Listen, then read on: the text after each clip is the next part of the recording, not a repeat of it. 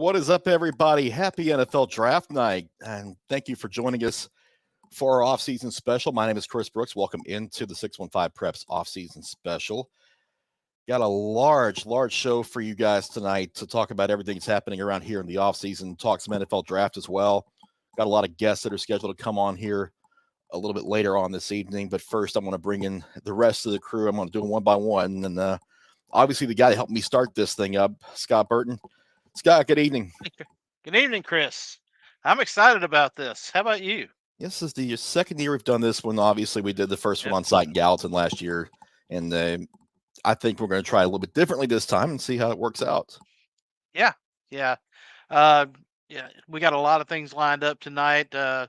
It's set up to be a really good night, exciting night, informative night. Yeah, it ought to be a good one for us. And while we are getting the Instagram stream going, I'm going to go ahead and bring in Cam as well. Cam, good evening, sir. Good afternoon. I think I caught you mid-bite. What you got for dinner tonight? We have a stuffed crust DiGiorno, and it is 10 out of 10. You were telling us about that, and obviously I've eaten a lot of pizza in my time, so I will say, yeah, you're right about it. It is one of the best ones out there, and yeah, really hard to beat. I was gonna say, and if you are part of the good people at DiGiorno, Cam's open for sponsorship. Yes, and so is Chris, by the way. Yeah, we will definitely take that. I've got Domino's, so hey, come see me, guys. Yeah. Let's get Instagram rolling here in just a second. And while we do, we bring in the fourth member of the crew. And Joe, what on earth? Well, what's up, brothers? How we doing, gentlemen? Oh my gosh, it's a special night. It's the brother from another planet. It's a special. It's just such a beautiful night. It's draft night. I've still got the belt. Let's have some fun, boys. It looks like you already started. Well, we'll go ahead and acknowledge Matt real quick. 120 more days. Yeah. It's not going to be long. Yeah. Not going to be long until we get this thing going here in and around Nashville. You know what's important, Matt. You better get going. Yeah. You don't want the girls mad at you. Oh, we've got an absolutely loaded guest list tonight. Here in about 10 minutes or so, Ravenwood head coach Will Hester will join us. He's going to do it via phone. He'll be on the road traveling to see his son in college. So we'll get to chat with him in just a few minutes. Ensworth Ethan Utley will join us at 7:45. Pearl Cones Javion Kennard at 8:10. Pages Eric Hazard at 8:40. And Green Hill head coach Josh Crouch will be around the 9:30 mark tonight to talk some offseason doings around the Hawks. So a loaded show, a lot of great guests lined up. But we got a few minutes before we get some picks, and let's talk about some offseason around here. It's been an interesting one to say the least, with a lot of coaches changing places.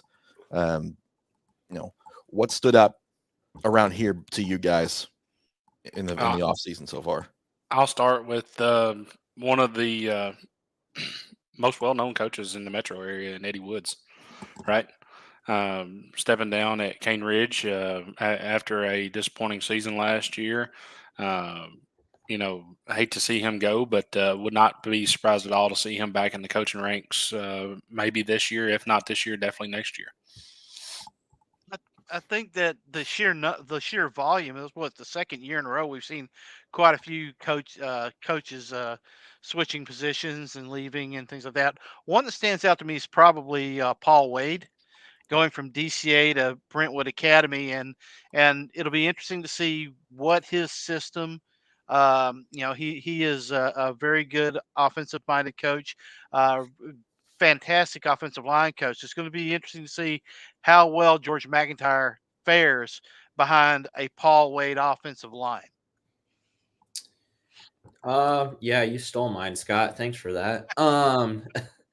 Bobby Bentley coming to BGA. That's a big time hire by the Wildcats. He's a state champion in South Carolina, led some great program. He's coached some great players, and It's a heck of a program to come to here. That they kind of seem like they're a sleeping giant, right? They're just waiting to wake up. You got a bunch of talented kids that come through there. So I think BJ is going to be in for a big year.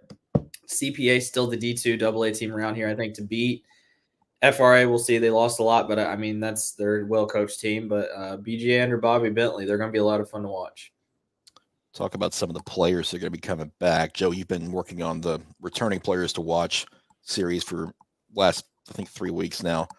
And we'll discuss those lists a little bit more as we go on tonight. But I think you've got one group left to put out, and it's a special group. Yeah, it's a group near and dear to my heart. You know, I love special teams. You could say they're special players. But, you know, it's kickers, long snappers, punters. I mean, we're highlighting all those guys. So it's going to be one more group to go. We got a lot of really good kids in this area when it comes to those. But just we kind of talked the other day about it, man. You go through those lists. Those are some incredible players. Yeah, I know what you saw. Yeah, I tell you. Oh wow, go ahead, Chris. No, we want to take your time and just let that sit for a second, let it marinate. I was a kid fresh out of college, moved to Jackson. Met Coach. He was one of the first coaches I met out there. So, yeah, come full circle. Now I'm just obnoxious. I blame the belt. Yeah. I don't know why that personality was out before the belt. I would agree. I mean, the belt's kind of done numbers on him, but Yeah, It's enhanced it. Isaac has a point here, though. No one likes you, Isaac. It's a great guy there. Yeah, Game 3 tomorrow night. I think it says a lot, though. I mean, you talk about players from this area, right? And players, and I think that Middle Tennessee has long been, or Tennessee in particular, has long been downplayed against Georgia, Florida, Ohio for talent. And we're seeing that in this draft, the last few drafts, seeing in college now. The Tennessee area is really drawing a lot of eyes, and the play here is really, really good. I mean, you have two local guys that could go in the first round. One most likely will in Graham Barton. But you also have other players from the area. Zion Logue could go in this draft. It's amazing to me the level of talent that has really come out in the last decade in the Middle Tennessee area. Yeah. And if you look at just real quick, if you look at George McIntyre, number 2 ranked quarterback in his class. You look at Jared Curtis. I think Jared's actually the number 1 ranked quarterback in his class. So, I mean, that's back-to-back years. Tennessee's got one out of the top 2 in quarterbacks. And as you said, Scott, it's just the state of Tennessee has really been overlooked. And we've seen the talent continue to influx really, really good over the last several years. And I definitely expect that to continue. And it's not just at the big schools either. You look at small schools like East Robertson, where you got Isaiah Groves there. You got Zach Groves is going to have offers from everywhere. Obviously Elijah and why am I spacing on his name? Taylor. Taylor went D1. Elijah's at NC State. So it's all over. It's a good area. It's a great area for football. I'm ready for August now. And tonight kind of kicks all that off. Joe, it's easy to space out on some of the Groves names. There's so many of them. I mean, I can be forgiven for that. It's just a good family. Yeah. Taylor, Sean, Zach, Isaiah, Zay, and I believe there's 1 or 2 in middle school too. So, yeah, they're not done yet. Up there at Eaton Cross Plains for sure. I think Coach Brooks knew what he was doing.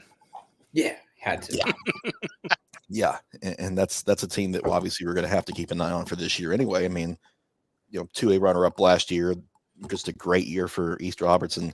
Fell a little short in the championship game, but their prospects for 2024 might even be better. for sure. I think they got a taste of the championship game last year and left with a little bit of a bitter taste. And I think they're going to be heading back for hopefully another shot at a gold ball. Yeah, several teams could Yep. say that they left with a bad aftertaste after Chattanooga last year. Not just East Robertson, but Oakland as well, Page, and Page.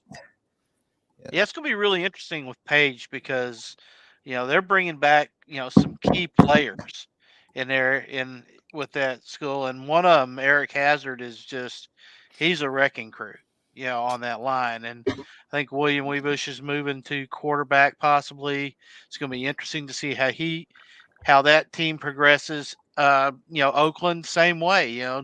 Can't Oakland doesn't they don't rebuild, they reload every year. Yeah, and we were Um, talking about the talent in Middle Tennessee. The two teams you just mentioned, Brennan Ains at Page, Wisconsin commit, Big Ten, Yep. and then at Oakland, DeJuan Morris, you just committed to USC a couple weeks ago. So, Middle you Tennessee also is loaded with talent. and you're also seeing the I don't want to say the resurrection, but the rebuilding efforts at certain schools that are really paying off, and the growth in certain schools. Joe's talking about small school areas and things like that. Coach Stroop over at Gallatin, getting them turned around, back in the mix. Beach has always been Beach, but you know, they very well could, make it this year. Um, it's just amazing to me. And how loaded is Williamson County? So I mean, there's a lot of good football out there this year coming up. It's hard to believe it is 120 more days. yeah, that seems like that little gap between now and the start of fall practice is kind of the longest point of the summer, but it gets by quickly though when you get through these spring practices and scrimmages, and we're going to try to get out to some of those here the next couple of weeks because spring ball is heating up pretty fast. Joe, what are you looking at for next couple weeks out of some teams? Just get first looks. There's a lot of unknowns, right? Like, I mean, there are teams we assume are going to be really good. I mean, you would think Ravenwood will be really good. You would think Oakland's going to be really good again. Page. I mean, I made a bold statement last year. I said I'm not going to pick against Page all year, and I think with that defense, I still might not. I kind of want to, because I'm big into recruiting. We all know that. I want to get out and see some of these other kids. I want to see the Jalen Morgan at Rockville. I'd like to see just kind of what he's all about. And I know they scrimmage Wilson Central, so that'd be fun. Yep. The one I'm really excited to see, because we didn't talk about it earlier, and I don't know why it's based on me. Lipscomb Academy. Just what do they look like under Jamie Graham? Yeah. And yes, I'm just saying, the region 4-6A, yeah, that is a loaded region. We're going to have a lot to say about Mount Juliet and Green Hill, Gallatin, Lebanon. Joe just brought up Wilson Central.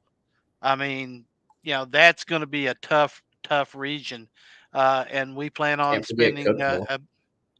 And Cookeville, not in the coverage area. That's why I know. I'm just saying but they finished second in that region though last Yeah, they year. threw a monkey wrench into everybody's plans last year too.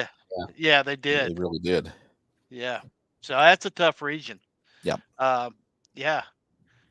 Quick question, guys. Chicago's on the clock. Does anybody here think that Caleb doesn't go number one? Is this the worst kept secret all season long? I think that if he doesn't, It's something's stupid. up. It's dumb. Yeah, Justin Fields progressing, and you're gonna draft a kid that gets offended by things. Well, the problem Not a is Caleb these Williams teams these teams see organizations that are able to turn the franchises around quickly with drafting a quarterback. For instance, the prime example is the Bengals, right? Yep. They draft Joe Burrow, they get Jamar Chase the very next year, and they're both on rookie deals at the same time. Therefore, they're able to spend money elsewhere in free agency, not have to pay those big, heavy contracts.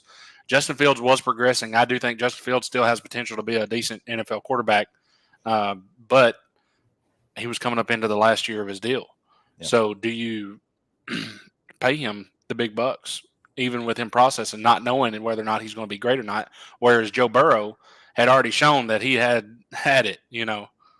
So All I'm it was gonna a difficult say- decision for sure. All I'm going to say is just go back, watch USC at Notre Dame last year. That's all I needed to know. I'm not Yeah, saying Caleb is better than Justin either way. I mean, Yeah. I'm kind of on the same boat you are, Joe. We talked about that last night. You know how I feel about the quarterback position and that one in particular. Yeah. I mean, quite frankly, I've been on record of saying that I like May better, but that's just at this point he does have all the tools. I mean, But let's just evidently stop he does. comparing him to Patrick Mahomes. Yeah. Like, come on. No.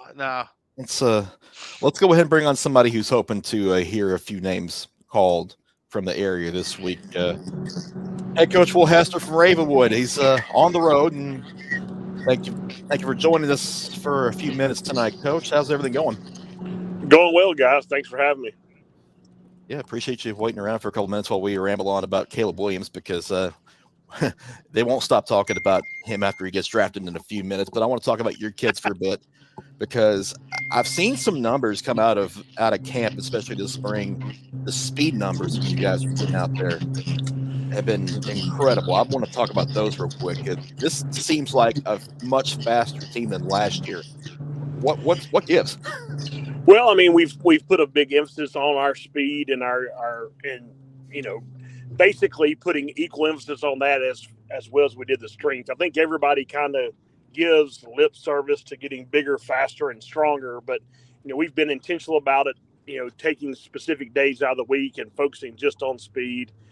We invested a couple of years ago in the catapult system so that we can record our guys' speeds. We kind of rank them and we publish them so that they all see what each other's running and, kind of compete against each other. And it helps us in practice as well, because we're able to kind of monitor, the amount of steps that they're taking, how fast they're moving, all those kinds of things. And, it's easy. As we say, the catapult don't lie when it comes to showing whether you're giving it all you got or not, because we know how fast you are. If you go through one practice and you're only running half of how fast you can, you took that day off. So, yeah. Who's topped out for you guys so far? Obviously Donovan Starr, who's picked up a lot of traction on the recruiting side of things. He hit 23 miles an hour in game last year with the ball in his hand in the second round playoff game against Smyrna on a reverse early in the game. And so he's been in the high 22s almost all offseason. Ben Hubbard, who just committed to MTSU, has been running super fast for us. We have a D lineman that everybody needs to kind of keep on their radar, Elliott Hampton, who's 6'4", 240-pound senior, who at that size has hit over 21 miles an hour on the catapult as well. So, excited to kind of see how that translates to the field for some of those guys. Joe, you taking notes? Yeah. Yeah, definitely. Coach, 9-4 last year in what most would consider a rebuilding year for you guys, and replacing a lot of guys from the year before. Speak a little bit about the growth in the guys like Ben Hubbard and Femi at quarterback, just the growth that they developed last year that they will use this spring and into the next season.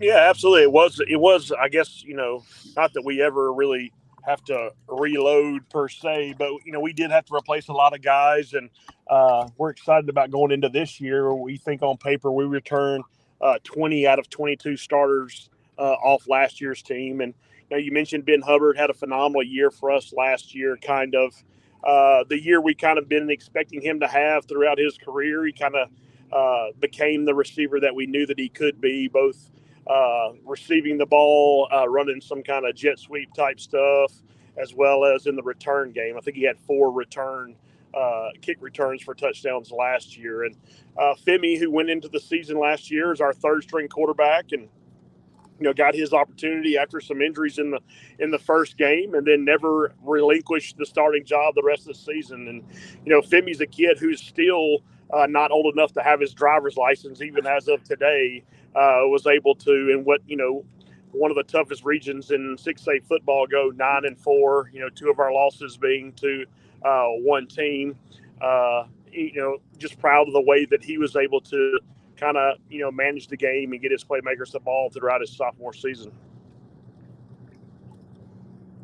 Yeah, Coach, how much confidence does that give you with him going into his junior year now where, this is a kid who probably, he may be expected to play a little bit at times last year, but then he gets thrown in there so early on and he leads you guys to 9 wins. Yeah, absolutely. The thing that is going to be a blessing and a curse, I think, about Ravenwood football this year is right now we have 127 kids on the roster, 10th grade through 12th grade.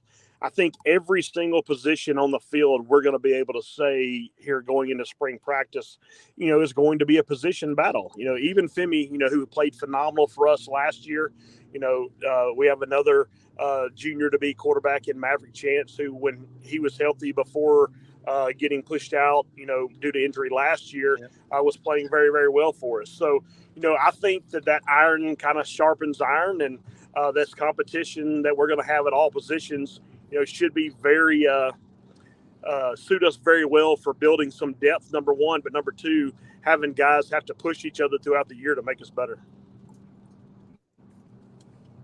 Coach, the trip to Alcoa starts your schedule this year, and you had those guys come in week 1 last year and kind of set the tone for the season. That's a really physical, really tough group that you guys start out with. What's that trip going to be like week 1 going up there?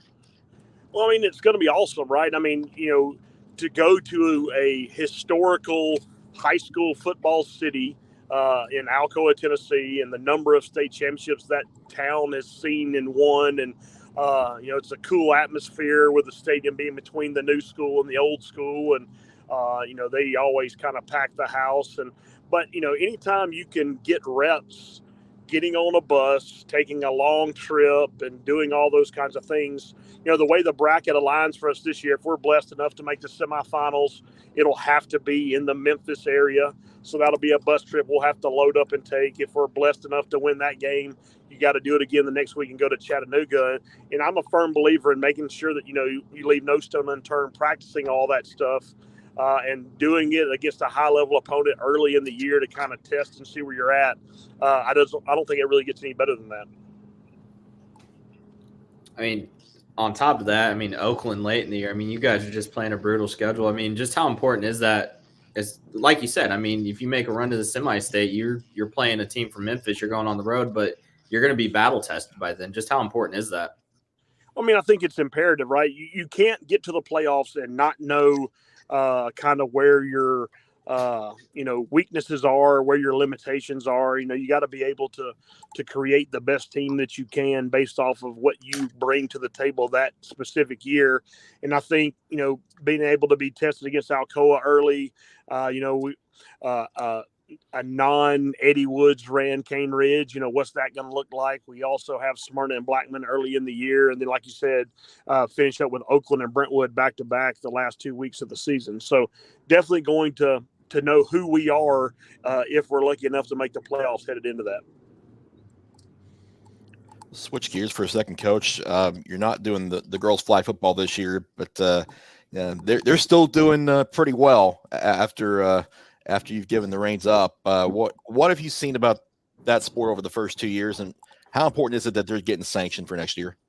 I think it's awesome.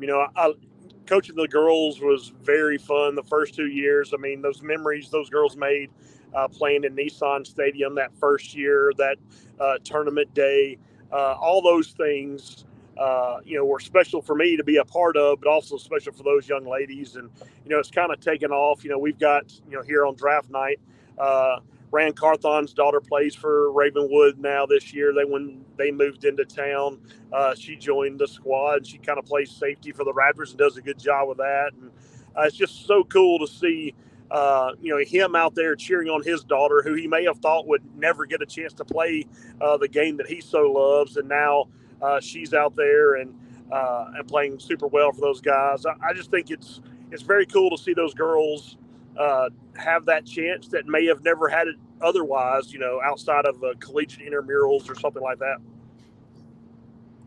I want to talk about some kids from Ravenwood that might get their name called tonight. Graham Barton probably gets his name called tonight. How special is that, leading a program that's being able to put players in the NFL like that? It's super cool. Graham's such a great human being, and He's went through some coaching changes at Duke and stuck it out, was kind of loyal to the school, especially in this day and age of being able to jump ship and kind of get paid. And, he's earned everything that he's gotten, played a lot of positions at Duke. I think he'll go into the NFL as probably the number one center drafted tonight. The information we've been given says the over-under kind of on what pick he is right around 2021, somewhere around in that direction. Just so proud for him and his family. And, this is a lifelong dream of his. And, that's a young man that was 6 foot, 6'1", 200 pounds as a freshman in high school.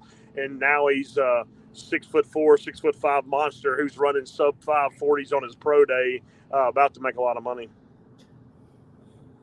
And you talk about go ahead, Chris. Go ahead. Well, I was going to actually ask him. We know that he develops football players and girls flags football, but Coach, you developed some pretty good rugby player that I remember watching on the football field.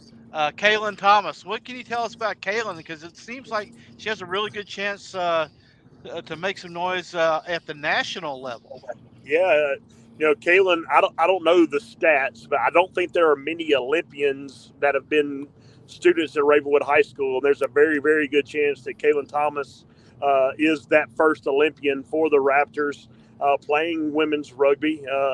She played her senior year. I think she won state championships in wrestling, track and field, rugby, and girls flag football, all in her senior season at Ravenwood High School. What an accomplishment and what an amazing, amazing athlete. Yeah, for sure. Continuing the pro theme, Junior Colson. I mean, we all know his story, but I mean, to have him now on the cusp of being an NFL player, it says a whole lot about his journey. Absolutely. And, you got to give a lot up to his parents. The Colson family are an amazing family. And, and his siblings that have all been, key parts of Ravenwood High School throughout their time frame. And now they've got another family member who is staying with them, is going to be a part of coming in as a freshman at Ravenwood. And, so happy for Junior. Michigan was kind of always the landing point for him. His parents went there and were huge Michigan fans. And for him to finish out his career as a national champion there after having, some kind of playoff heartbreaks earlier in his career. But the adversity that young man battled this year with the injuries that he had, basically playing in the final game with 2 broken hands, heavily casted up and playing as well as he did. He's going to make somebody a happy general manager and happy linebackers coach when he gets drafted, either later on this evening or tomorrow for sure. Darius Harper too. I mean, he played at TSU and he played at Ravenwood, and is another potential NFL Raptor. Absolutely. So Darius, Darius was kind of in between me as kind of Junior and Graham were as well in my time there. But I coached Darius's older brother, Nick. Their father played defensive back for the Titans in the NFL, Nick Harper. And, the Harpers, are kind of like the Groves, if you will. They've all played high-level college football or baseball. Their youngest brother's playing baseball at Middle Tennessee right now. But Nick Jr. and Darius playing DB at Tennessee State, and both doing very well, both having opportunities to play professionally. And be awesome to see Darius get his name called. If he doesn't get it called in these couple of days, we feel pretty good that he'll get an opportunity from the free agent route if he goes undrafted. Yeah. Well, listen, thanks for spending some time with us. I know you're heading on the road to go visit your son, and I think Cam's got one quick question before we let you go. Yeah, it is draft night, Coach. So we got to know, who's your team and who would you like them to draft?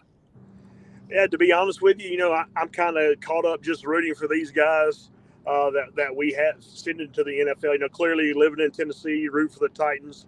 The coolest thing I kind of saw floating around somewhere was the opportunity of, Van Jefferson signed this year with the Steelers. There's a Twitter deal going around that has the Steelers taking Graham in the first round, taking Junior in the second round, and having 3 Raptors on the Pittsburgh Steelers. That would be pretty cool. That would make your choice easy. Yeah. All right, Coach. Thanks for hanging out with us for a few minutes. Safe travels, and we'll talk to you soon. Thanks, guys. Appreciate it. All right. Okay. Thank Coach Hester for jumping on with us for a few minutes, and Yeah. that's good stuff from him. Obviously, I know Ravenwood's going to be one of those teams that's really, really high on our list for potential deep run this year. Oh yeah. Yeah, I mean, kind of like you said, like just the depth, and I think they really showed that last year. I mean, you think kind of like Cam said, kind of a rebuild year, more of a. I think it was more of a let's see year. Let's see what we've got going forward, and I mean, you take away the Alcoa loss, you take away the 2 Brentwood losses. And they were competitive in those games against Brentwood, and Brentwood they was a really Yeah. good football team. Oh yeah. Yeah, And I think Joe, you and I were at. Were we at both of them? we were at the first one. Oh, okay. Yeah, we were at the regular season matchup. I don't know. I still haven't forgotten the sausage. Yeah, no, they're going to be really good this year. It's hard not to think that they're going to be one of the top 5 teams in our area for large class. Yeah, I would think so. Two picks are in the NFL draft at this point. Obviously, Caleb Williams, worst kept secret in the draft. Jaden Daniels to Washington at pick number 2 in New England has just turned their pick in, so we'll find out there shortly. Scott? I have a question. Yeah, about Jaden Daniels. Did Washington just draft RG4? No, I mean- I think he's bigger. He's not as injury prone. RG3, a lot of people forget he had the knee injury in college too. Yep. So Yeah. Jane Daniel. I mean, I'm a big Jane Daniels fan, as much as I'm not really an LSU fan. I think Jaden's better than RG3 was. That's I just do my too. opinion. Well, I would hope so because that's, once again, I think he's a better pure passer Yeah, than Some of- RG3 was. some of the I know, licks he took last year, man. That Florida State one. If you're a That's the one Patriots fan, Drake May has got to be the pick here. Yeah, Unless if they're not sold on him, then It's got to be JJ McCarthy, and if it's then they JJ gotta- McCarthy, well, then it's it wouldn't surprise me to see them trade back here with Washington if they're not sold on Drake May. no. sold on The Drake picks, May. the picks already in. Yeah, the picks in. We're waiting on they're it. taking it. Picks in. The draft is just about to start, though, folks. At pick 4. So Yeah. Yeah, once it gets to Arizona, we could see some moves made because the Cardinals don't need a quarterback, at least not right now. Picks coming in right now. Isaac. Nope. Sorry, Isaac.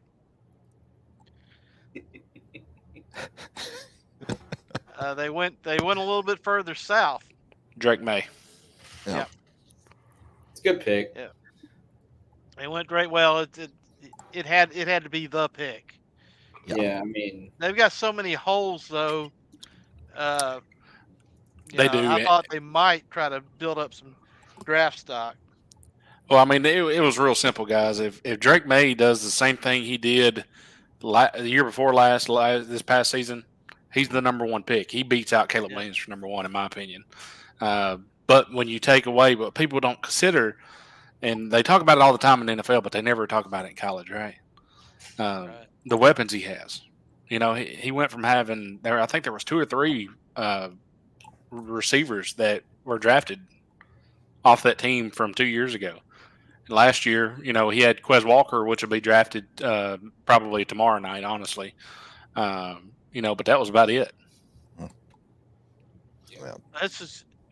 You're right. I think the draft really does start here. I mean, Arizona, unless they think that they can, they've got a choice here. And so, what do you think, guys? Are they gonna? You think they trade out, or you think they go Harrison Jr. or Neighbors? no, I think they'll take Marvin Harrison. They would be kind of crazy not to. I think they get their Larry Fitzgerald replacement finally. Yeah. I did not realize that he was 6'4". Yes. Yeah. Much bigger than his dad was. I really think he's Justin Jefferson 2.0. I mean, that's my comparison for him. But, we'll see what they do here. I do think it's taking a little bit longer, so I wouldn't be surprised if there's some phone calls happening.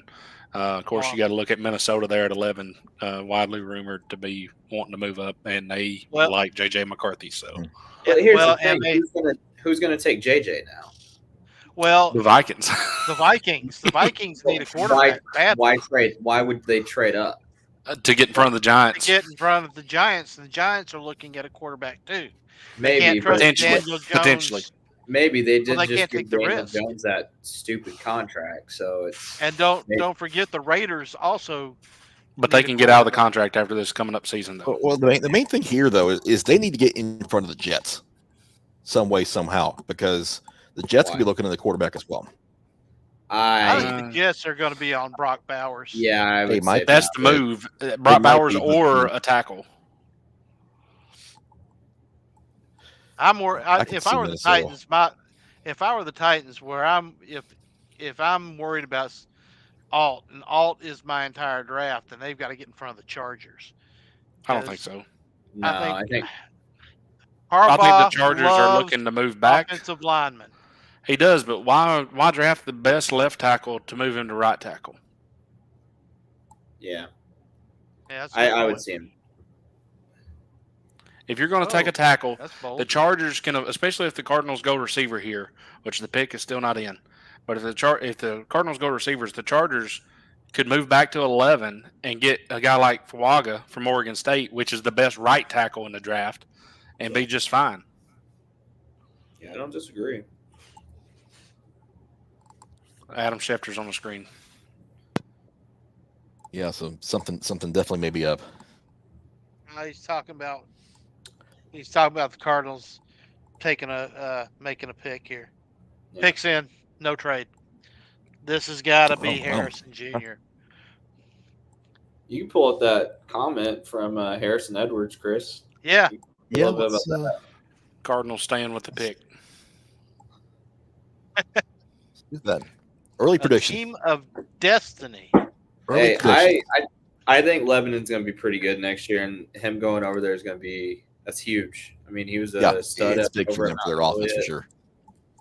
Yeah, So, Very Again, underrated coach and Coach Chuck Gingery, too. that just goes to I mean, reaching 4-6A is going to be a mess. Yeah. in the most wonderful way. it's going to be fun because those games are going to all be, tooth and nail, really dogfights. He said as the cat crawled behind Joe. And My we'll my poor dog just wants to be left alone, and he doesn't believe in that. and we'll talk to Green Hill head coach Josh Crouchel later on. Yeah. Get a little more perspective on that region. It's gonna be fun. It is Yeah. gonna be fun. Yeah. Yeah. So the Cardinals pick. I will say, And pretty nice crowd there in Detroit. Not bad. Not Nashville. Yeah. Not Nashville. Yeah, but not I don't bad. like the Nashville comparisons because I don't think they can. They will never. I don't think they'll ever get it. I mean, if they go- I don't. And I'll be honest with you, I don't know if they come back to Nashville if they get it again in Nashville. I mean, it's a high bar for sure. Yep. So far, it's been chalk. Marvin Harrison. Marvin Harrison Jr. from Ohio State going to the Arizona Cardinals at number 4, and that puts the LA Chargers on the clock. So That's what you were missing, Joe. But You needed that rhinestone suit. that black. puts. I think this puts a lot of pressure on Kyler Murray to actually do something. Oh, no stay- doubt. stay healthy. 1,000%. Cardinals also have a Absolutely. lot of picks too. I think they have 5 in the top 100, 4 or 5 in the top 100. So Well, they get the number one receiver in the draft. Some might even say the number one player in the draft. Although, I would say I'm not number sure one who player it in the was draft. that did- Probably. I say Yeah, Olds 6'4", number one, 205.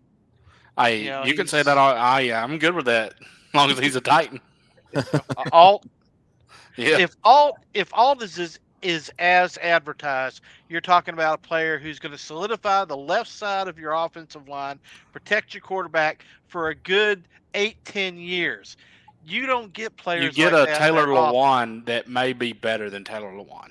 Well, that's No, healthier maybe than Taylor he Lewan. is. You know why? Why? Because he Because went he went to Notre Dame. not Michigan. I knew that was coming. there it is. Mr. There it Colson, is. I will say Have this. at him. I will say this. I mean, having watched every game of Joe Alt's career at Notre Dame, I mean, you run behind him in success. I mean, he gave up one sack his entire college career. Yeah, Was it 4? that's impressive. 4? Well, it was 4 in one. 3 years. One last year. Because I've seen Notre Dame's offense. Yeah, we have quarterbacks that are made of stone at times. So, And And the sometimes big they're made thing, of straw. the big thing about Alt that separates him from the other tackles, not only is just mammoth size. I mean, he's 6'9", like 330, so just a huge individual. But he's got tremendous footwork and tremendous balance with his length, which is a rare combination. You know, and what separates him from a guy like Olu.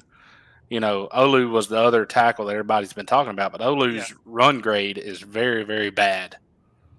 Yeah. Very Right. bad. Like his run grade was in the 70s, whereas Alt was like both his run grades were, I think it was a 90, like a 94 and an 88. So I think that with Alt, there are no glaring weaknesses in his game.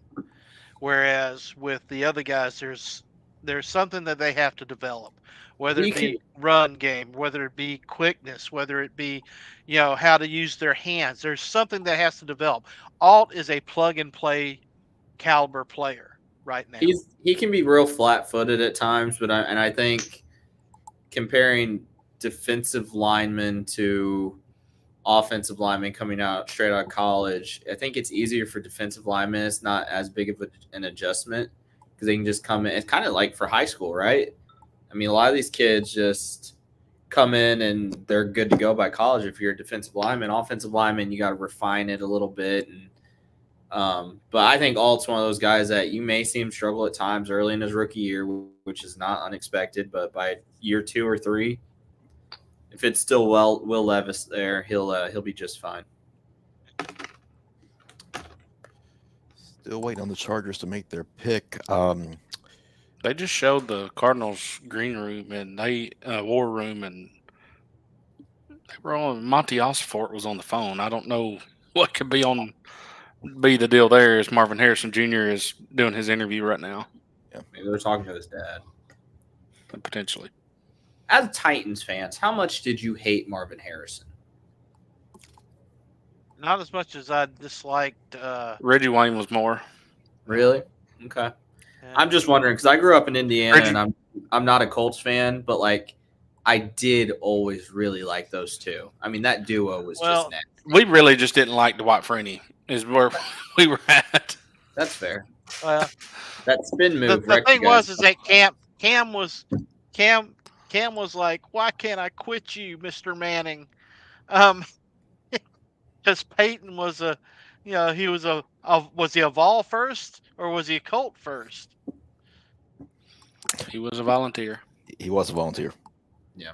So I mean that was the thing. You had so many people around here that were Titans fans until they played the Colts. Then all of a sudden they became Colts fans. Yeah, I'm looking at you, Joey Wilkerson. I can't say anything. My brother was a Colts fan growing up, so I was a Titans fan, of course. So we had a Titans versus Colts household. So I'm with you, Isaac. I am absolutely 100% with you. Well, I mean that's an easy one. Obviously, for Titans fans to lash out at. I mean, that makes sense. Oh, yeah. Baltimore's been a thorn in their side for years. The Colts didn't really have any players that you disliked. You just hated losing to them. Right. Is kind of the deal. We the Ravens had guys you didn't like. Hated the Ravens. Had a head coach. And the Ravens stole everybody that we let walk. So yeah. Yeah, that's still a recurring theme. We're down to under 2.5 to go for the Chargers. Still no pick, still no trade. My guess is they trade out. Right? At this point, I think they have to. The question is it Minnesota at 11 or is it the Broncos at 12? Yeah. Hey, Chris, we were talking about flag earlier, flag football and all that. What between what you've seen now, that's going to be a sanctioned sport by the TSSAA. What do you think is going to be the biggest hurdle coming up as as these as the teams come together, kind of. Several, honestly, and one of them finding coaches that are going to want to do it and put the time into it and paying them for it. Equipment's going to be more expensive because at some point I could see headgear being mandated. I think like cross race county mask. scheduling could be a issue as well. I don't think that'll be that much of a issue because we don't have. There's not enough teams at this point to really worry about that. You play who you need. You play teams that you're close to. Chargers are picking at 5. The biggest thing that I see is going to be getting everybody, all the coaches and teams on the same page in the rule book, because it looks like two different games There's that. when you're playing. So you're really going to have to solidify what the rule book is, Yeah. and getting the referees trained up, because you're seeing a lot of referees having to stop, make a phone call about a rule or check a rule book, and it's nothing against them. They're as new to this as the coaches are. Yeah. I mean, it's a different game. Yeah, there's going to have to be more education there, obviously, especially when it gets closer to the season. And another hurdle is, when are they going to play it? Because yes, no matter when you play it, there's going to be overlap with another sport that you might be sharing athletes with. Keep an eye on Chattanooga. Hamilton County's going in October this year, October to December. That's interesting in that it may have the least overlap in the school schedule of any time period. It might be a potential time frame to start that up when they do get on the same page. Whenever they decide to go ahead and conduct state championships, that's the potential time frame for it. I mean, you're at the end of soccer season for the girls, end of volleyball season. I mean, you might be starting basketball up. I mean, that's a possibility. Although, I mean, there's really going to be no clear time to do it when you're going to have minimal overlap. well, we're going to see when Spoiler. we're going to see the playoffs begin for Metro, and then they is that right? It's Wednesday this week. Yeah, Metro's next Wednesday and Saturday, and then Williamson County goes this Sunday. Okay. I'm sorry, Joe. I stepped all over you. I just saw a spoiler. Okay, well, I'm not gonna say anything. I'm gonna let it ride. Okay, fair enough. Let it That's be a tough organic. one to handle there. You see it too? did they go where I thought they were going to go? No, I blame Jared Stillman. Yep. That's Why it. in the world do you interview a dude that may be coming here before he's here? That I knew that was coming, because Harbaugh loves to run the ball. Harbaugh loves offensive linemen. This was by far the best lineman in the draft. The question is going to be, do the New York Giants go quarterback here? And if they don't, then the Titans have a decision to make, because Neighbors is still out there. If the Giants take Malik Neighbors and the Titans don't trade back, I may have to leave for a minute. Well, you got to have you have to have a dance partner, and it seems to me that so far it's been chalk. There may not be anybody willing to trade back. Nobody The wants to look Raiders like at 13 to jump the Vikings and the Broncos. I mean, depends on what you get. It's got to be the right value. they cannot take J.C. Latham at 7. They can't. I'm not a J.C. Latham guy. I think that they. everybody. Yeah, pretty much. This to me just solidifies, in my opinion, that they're going to take Audric Estime. The Chargers later on are going to take Audric Estime. You put that backfield of Kyron Williams, and you got the fire and lightning, or the thunder and lightning. That's nasty. It won't surprise me to see the Titans take Fuaga here. I don't know. I wish I could check Twitter. Yeah. So FYI, we are waiting on Ethan Utley to to join us. He has some traffic issues, as happens around Nashville every now and then. So Yeah. That's Nashville for you. Yeah, I told him. I was messaging him. I was like, don't, like, just get there safely. Yeah, that's number absolutely. one. We encourage safe driving around here. Yeah. So when he's ready to go, we'll have him on for you, and we'll have a nice little chat with him about some And about some meanwhile, recruiting and He's saying it's looking like 8:15. well, meanwhile, we are trying to talk Cam off the ledge. It's yeah. gonna be okay, Cam. Cam, you were all in on Brock Bowers. Would you take Bowers at 7? I would not be as upset with Bowers at 7 as compared to Latham at 7. Would you take Malik Neighbors at 7? Yes. I truly love watching Cam. You can just tell he's bothered. Cam, it's okay. They didn't screw anything up. The Chargers just did something that you didn't want them to do. Cam, I've sat through many a draft like what you're sitting through now, so I get it. Yeah. I get it. Well, a lot of the Titans, we were talking about Brock Bowers. A lot of Titans fans don't want him at 7.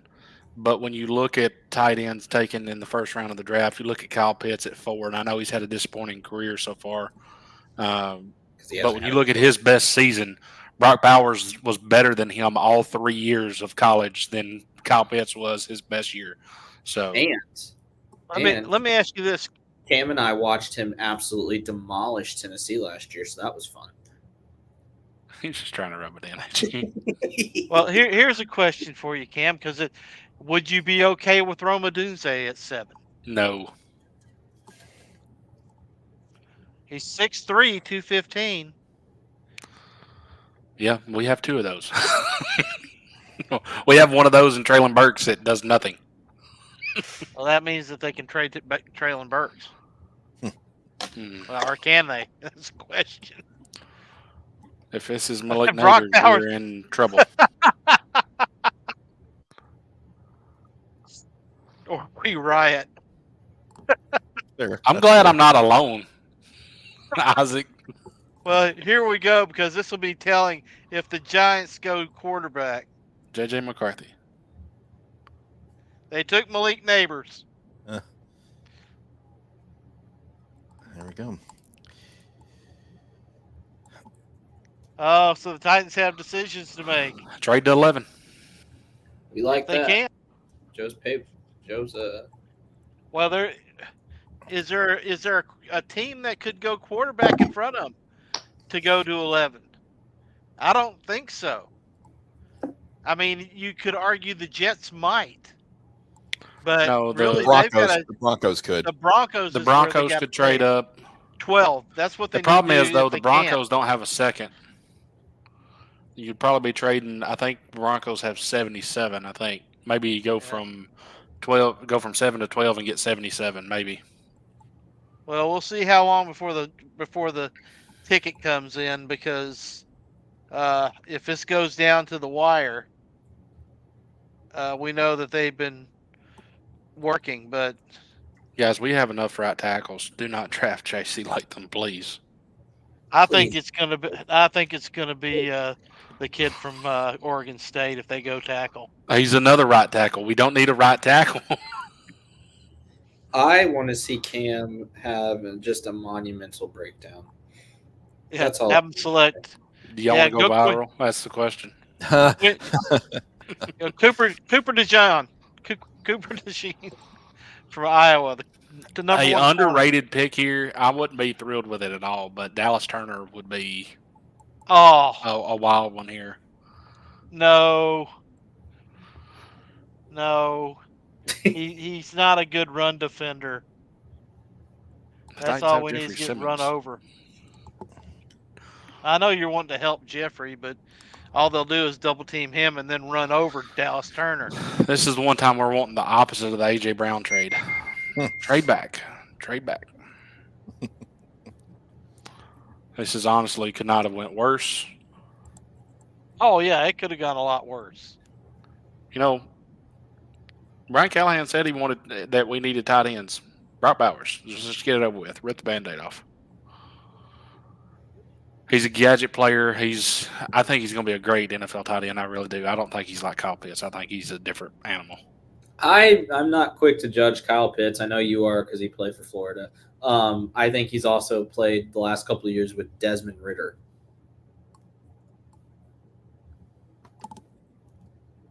That's factual. I'm going to record you, Cam, just because I want to.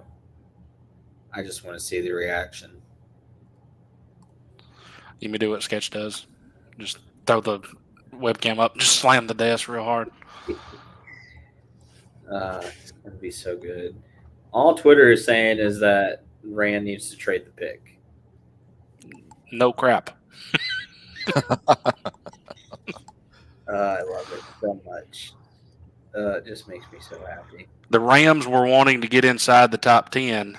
That's a long way to go down to 19, but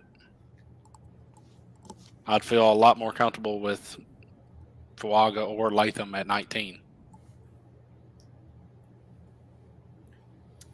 Now we've got a new audience joining here on Instagram here for the second hour. Titans are about to pick at number 7, and we're just waiting to see the reaction from Cam. So Yeah, you've joined at the right time.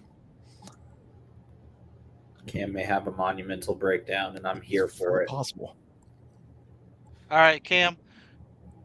What do you want to see out of Rand Carthon here besides trading back? Is there a player here? A player at 7 that I'm like, Yeah. oh my gosh, about? No.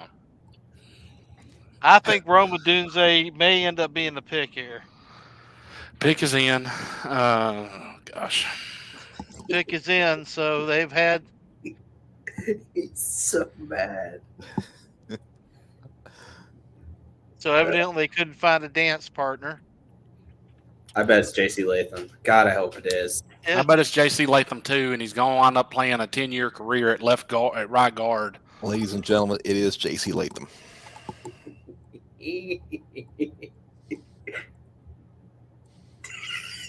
Yeah, they went to commercial. You sons of- Cam, are you okay, buddy? Are you bullcrapping, Chris? Or are you legit? Nope. You on Twitter? This is legit. Yep. All right. I am not Joe. I would not bullcrap you.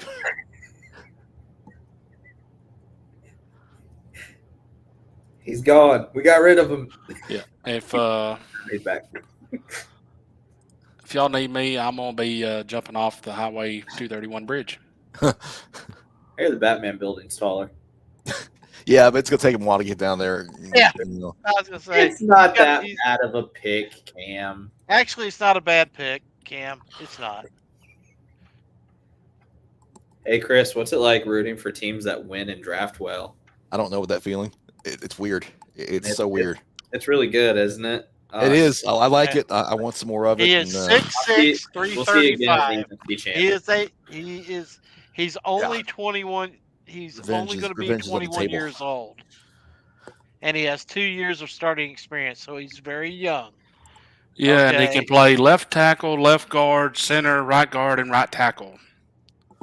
He doesn't have a primary position. That's not Well, bad. that's Alabama's fault. If you got a guy that's good at anything, you ain't got a guy that's great at anything. Well, there was one left tackle in the draft. I don't know. I'd argue I'm pretty good at most things, which means I'm great at most things. You know what I'm really good at? Pissing you off.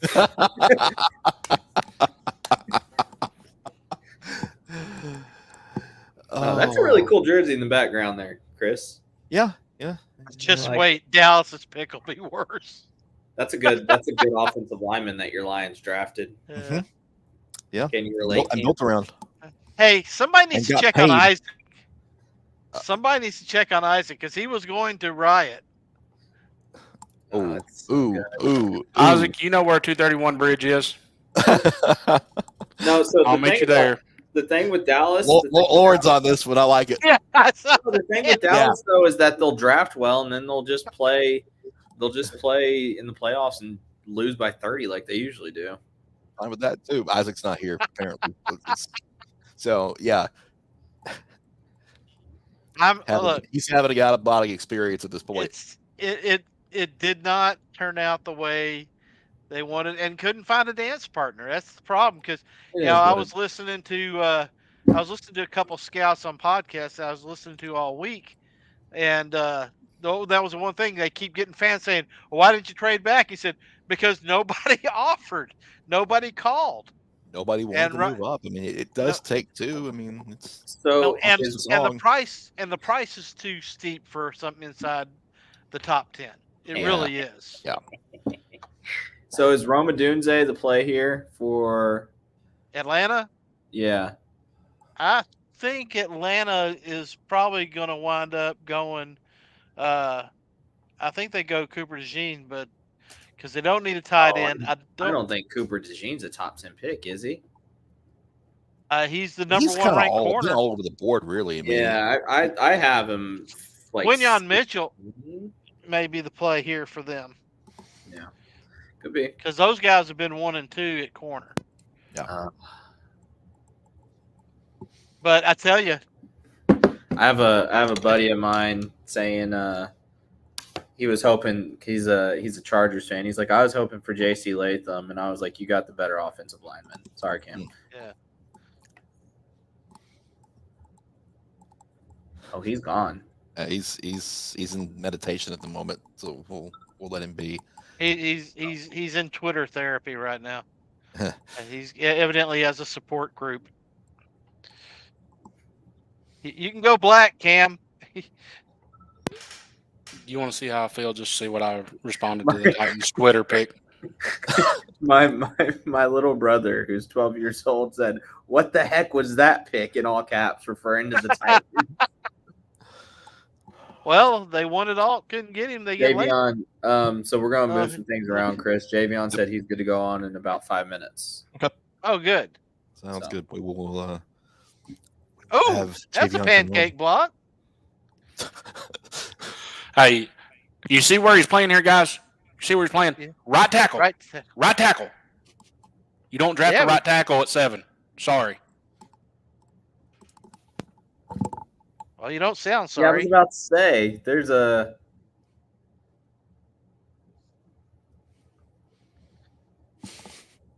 Yeah, I was about to say, Cam. Look at the. All I need to say I would feel is right a here. lot better about these blocks that they're showing if we still had Derrick Henry. Okay, we're not a freaking run offense anymore. I mean, I think you got a pretty good running back just because of his last name, but that's just me. Oh well. Cam's mad. Cam's upset. I don't blame him though. I mean, well, Cam too sad. It didn't fall right for the Titans. It just didn't. No, it didn't. It really didn't. And it happens. So, fell perfectly for Rand Carthon to lose his job next summer. Oh my God, you're dramatic. Scott, I'm gonna need a minute after what you just told me.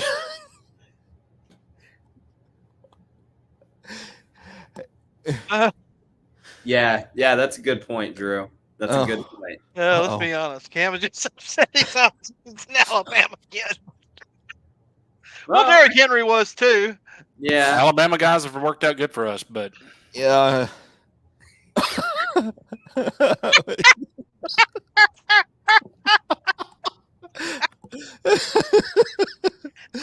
I'm speaking in tongues. I guess that would be a good time. Have y'all also noticed they've shown every war room after the pick, like celebrating? But the only thing we get as a Titans fan is they show the Falcons war room and they have Rand Carthon celebrating on the TV screen. Oh, tells you what kind of great pick that is. Kind of a good time to mention. We got Isaac joining us and helping us out. Yeah. Let's shift gears for just a second since we're talking about that because we got to give Cam, he's got to have his space. Isaac, we're really excited to have Isaac with us this year. Got some young guys joining us too. They're going to be interns helping us out. You can expect a lot more coverage this year, I think. It's going to be Margot over at Hillsboro. She's done great with flag football. I haven't gotten out to any flag football. I'll be honest, I'm kind of relaxing. Basketball drained me, and I needed some time. And with my job, it just didn't work out to where Sundays are kind of my relaxing day.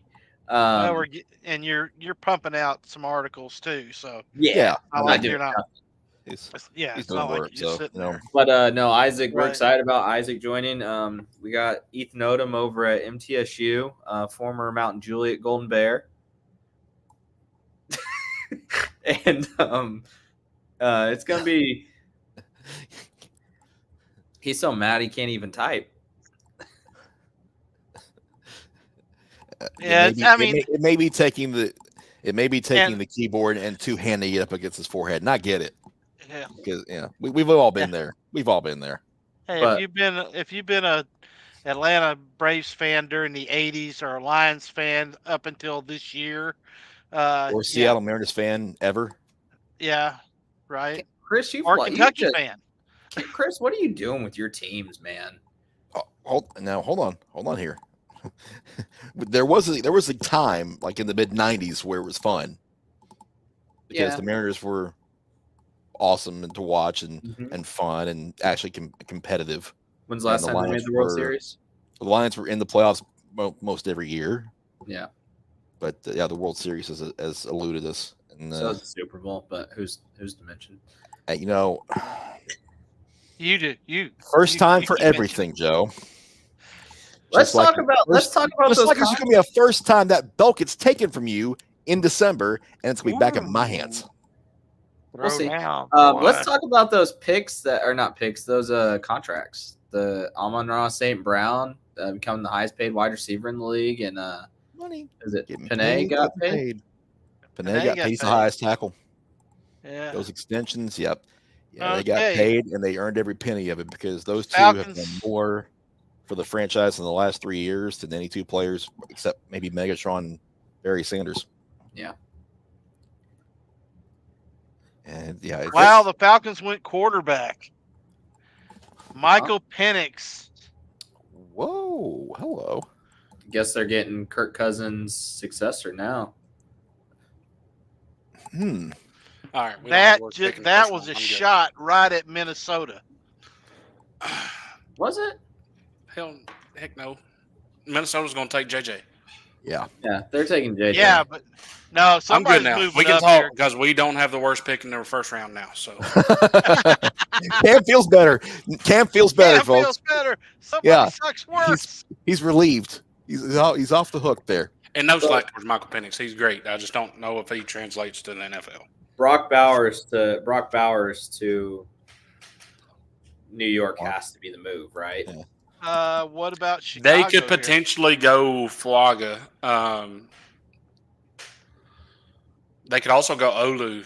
They did sign the left tackle from Dallas, Tyron Smith, but he's on a 1-year deal, I think. Toby, you're gonna have to wait a little while, man. We got Hazard coming on at 8:40, so we got about 40 minutes. Yeah. Got 3 straight players coming on. We're gonna have Javion Kennard out of Pearl-Cohn next, and then As a matter of fact, we got him right now. All right. the man. How y'all doing? Doing well, man. How are you? How you doing? Good. Appreciate you joining us. How's the off season treating you? It's treating me good. Getting bigger, getting faster, working on my craft. Yeah. It's good. It's good. Yeah, I know you had basketball. Obviously, now you're turning to the spring. I know you got a visit to Toledo coming up. Talk to me a little bit about that. What are you looking forward to there? Looking for. I know a lot about them. I like how their running back room works. So looking forward to get up there. But also, I haven't posted yet. I'll be at Bowling Green, Michigan, and Michigan State this weekend too. Oh, wow. wow. So you're just taking all the rounds. Yeah. How kind of cool is that to do this? I mean, it's kind of crazy that you're going into your senior year. Yeah. You're getting to take all these visits. Just how kind of cool has this process been? It's cool knowing that having my older homeboys going through it, me waiting every day, asking them all day, when is my time gonna come? When am I gonna go on a visit? When am I gonna get off? Having all of it come so fast, and then all of them telling me stay patient and be patient. for you guys, I mean, you got over that hump in December. You're finally raising the gold ball. I know a couple of years ago, it's Tullahoma was in the way. Obviously, Berrien did his thing. Tullahoma goes on to win state title. Then last year happens with Austin East. You guys finally get over the hump. What was that feeling like for you, knowing that you guys finally got there? It shows that we're progressing and our coaches are working, and some is working over there in our program, and hopefully it help the kids in our area want to come in our program and let it be rebuild, keep rebuilding. The sideline and the stands, that community, it really seemed to come together there in Chattanooga. Talk to me a little bit about what the reaction has been in the community with Pearl winning and bringing a gold ball back to Metro. I ain't gonna lie, since we won, we haven't stopped celebrating, but you you won't realize how serious it is or how long it been until you like get to celebrate. You got to go here for the capital. Where the whole team got to go here. It's a lot, but I'm glad, I'm happy doing everything. You guys had that heartbreak against Austin East where you come so close. I mean, it's just right there.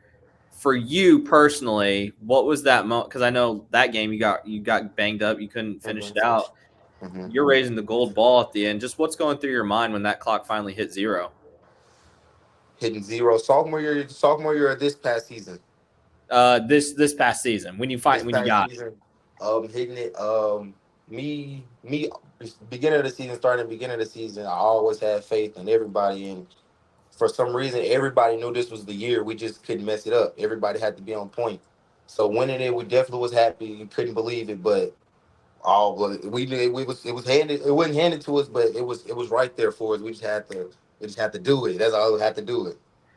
Does it make it that much sweeter? Because you guys kind of rolled through the schedule. Outside of that CPA, that was a close game. NBA was a close game.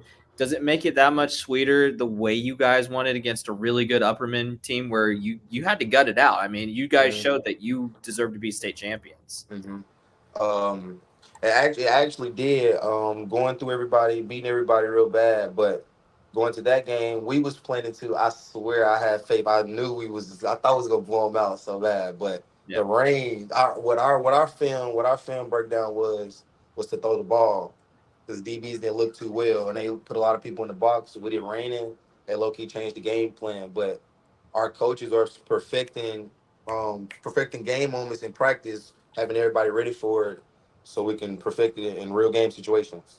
Right. You guys got the target on your back now. Everybody knows Pearl Cone. You guys don't rebuild, you reload, and you got you coming back. You got Cam Miller coming in from Haywood. I mean, that's huge. I know about Cam, obviously, but you got that backfield and probably a lot of younger guys that are going to step up. Josh Simmons or Josh on the other side. What's it going to take to bring another ball back to Metro with that target on your back now? It's gonna take everybody, the whole team. It's gonna take everybody who got to work 10 times harder than we did last year. We had a lot of dogs last year and a lot of fill-ins. Even if starters came out, second string could come in and do exactly what the starters did. This year we sort of have that, but everybody got to be more locked in. So that's all I've been thinking about, working every day and thinking about the gold ball again, because that's where I'm trying to get back to. Right. Do you feel a sense of a little bit of relief knowing that you've got a gold ball now, so now you can kind of just focus on getting back there, and don't have the pressure of that almost got there like you had the year before going into this year? Yeah, sort of a little bit, but I know how our coaches is, and yeah, we won, but starting to that new year, I know that first day of practice, they probably gonna bring it up, but they ain't gonna be worried about that gold ball. They want another one. So yeah. To get Coach Bruno that gold ball finally. I mean, Metro Nashville's all-time winningest coach. Everybody loves Brunetti, right? Like, what's that mean to you that you were a major part of that team that gave him that gold ball finally?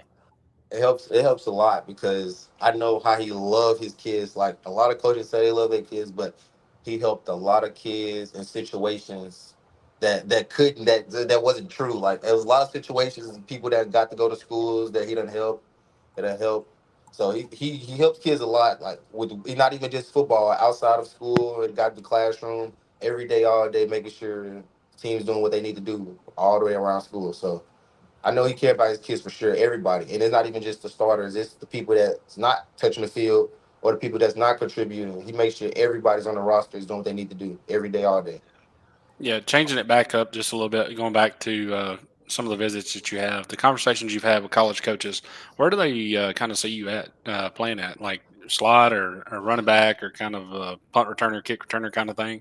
Most of them is running back, but I know like Arkansas State, Marshall, Colorado State. A lot of them want to move me around, which is what I want. Like move me around, kick return, punt return, running back, receiver. But me, I like running back the most, and we were so stacked at it that it wasn't a guaranteed spot for me. So the thing about us, you never know who's gonna have a good game. Like one game I could have 0 and Reed may have 4 and Zion may have 3, and it was the game I had 4 and they had 0. So you never know. You got to make your reps count. That's the idea over there. Make your reps count.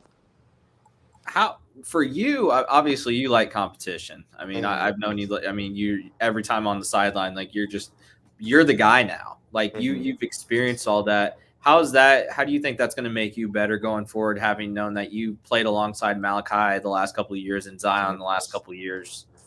I think it's going to be big for me because with me, I always love competition. So playing against better people, that's what I want to do. You can't get better playing against the same people. So us having these out of town games, playing teams far away and getting private on our schedule, that's good. That's good for us for sure. That's what I want. Yeah. Got to ask you because Cam asked Coach Hester earlier. You got a favorite team, and who are you hoping they draft tonight? I have a favorite team. Uh, I gotta say Texas. My coach, my AU basketball coach, he's an offensive lineman, so I know a lot about them. It's Texas probably my Okay. favorite team. What They're about those looking. uniforms they just dropped? What was that, Chris? What about those uniforms they just dropped? Oh, the Yeah, Texans. they're actually nice. I like they red. Like me, I like red jerseys in anybody's uniform. I was sad that we didn't wear red so much this year, and our team Yeah. was so superstitious because we lost it in state. So they let the seniors pick the jerseys, and the seniors, I wasn't a senior, so I could pick some weeks, but I didn't have a say so all the time. So how much So influence is that you're going to have as far as that's concerned this year? You're going to go for the red this year? yeah, for sure. I'm going to red this year. I'm gonna switch the combos up. Me, I feel like I'm pretty nice with my sensory selection. So I'm gonna have us out there right for sure. What's the favorite look that you've got for them? Our favorite look I got for them is I think there is their red, and I think Tank Dell posted he had Yeah. blue. He mixed the blue accessories in it. I think that's my favorite one I've seen so Okay. far. Yep. All right. Yep. You Good to know. guys, kind of along those lines, new jerseys this year for you guys, new turf Mhm. field, just a lot of new over there. I mean, Mhm. how kind of nice was that to have just having all this new nice stuff and showing that, yeah, you guys deserve it. You brought home a gold ball. It's us. It shows that we're not like we're regrouping, and I think maybe like a couple for years, maybe 3-4 years, Pearl should be way different, like Yep. school wise, inside school wise. I think what I like what Bruno's doing for sure. I think a lot of what he do, a lot of coaches don't do. Well, I can tell that you say he loves the kids and he loves the program, and he most certainly does. Too many nights that I've been out there, I've seen him. He's the last one off the field. Hmm. He's the one out there making sure the field's playable. He's the one that's putting the equipment away, making sure that uh, the Pearl Cone team has a as good of a place as they could play, and having that field that had to be special for him because it frees him up to do more of the coaching and less of the maintenance. Hmm. Yep, for sure. For you, you kind of joined this illustrious group of Pro Cone players the last couple of years where we know about Martino. We know about, like, you just say the name and everybody knows it. Varian, Hmm. Zion, Dearius. You're in that boat now. I mean, you're Hmm. going into your senior year with a chance to lead what should be another really good team. What's that mean to you? It means a lot. And what's so crazy, before me getting to Pearl my freshman year, I didn't know anything about Pearl. Like my family is like around the East Nashville area, so my zone school is Maplewood. Okay. Back then, I used to like, yeah, I might go to Maplewood because that's where my family went, and it was a good thing. But me, as aging up and getting ready to go to high school, that wasn't so good. So since Andre Davis, Coach Dre, Coach Harris, when he was there, they was since my middle school year. Every time I posted anything on social media, they was the first ones reacting to it, showing love. So Yeah. before I knew I was going to Pearl, I was always say, yeah, I'm going to Pearl every time. How much of an influence has Barryon been on you? I mean, we see what he's doing at Kentucky now. Scott does. Scott's a Kentucky fan. He loves it. How much of an influence has he been for you? I mean, he's a good influence because my freshman year, that's the person I used to ask all the time. When did you start getting your offers? How long is this gonna take? And like a kid is not gonna like hearing be patient because like you've been being patient. Like ain't Yeah. nobody want to hear that. But he tell me a lot of things that he didn't do before he got up there that he wish he should have done. That he's telling me to do that'll help me in the long run. Like lifting, he said he lifted, but he wish he lifted a little more. So for me, lift a lot until you get up there, so you won't be so behind on certain stuff. That's Well, you got a big season coming up. We talk frequently about visits and everything. It's cool to see you going on all these and seeing what you're going to do at the next level. So we appreciate you and looking forward to what should be another big year for you guys. A couple early tests, CPA, MBA early on is always fun. So Yeah, for sure. Yeah, those the games. Those the games we live for sure. Yeah. I live for. If I can't speak for nobody else. look, most of us picked against you last year against CPA, and I regret it. Except Reggie. Reggie's the go. Yeah. Oh, but going into the CPA week, for a while, it's not that people have us down to lose, but I mean, it's private school. They always have disciplined kids, always. So Right. we kind of expected certain stuff, but that I mean, just have us to work harder, and everybody need to work harder. So there's nothing wrong And with that. the thing with, I'll be honest with you, the thing I looked at last year, man, I was like, they got kids going to Ole Miss, and I wasn't doubting you guys. I just was like, this is a Division I team in a lot of places, and you guys came out defensively, really set the tone in that one.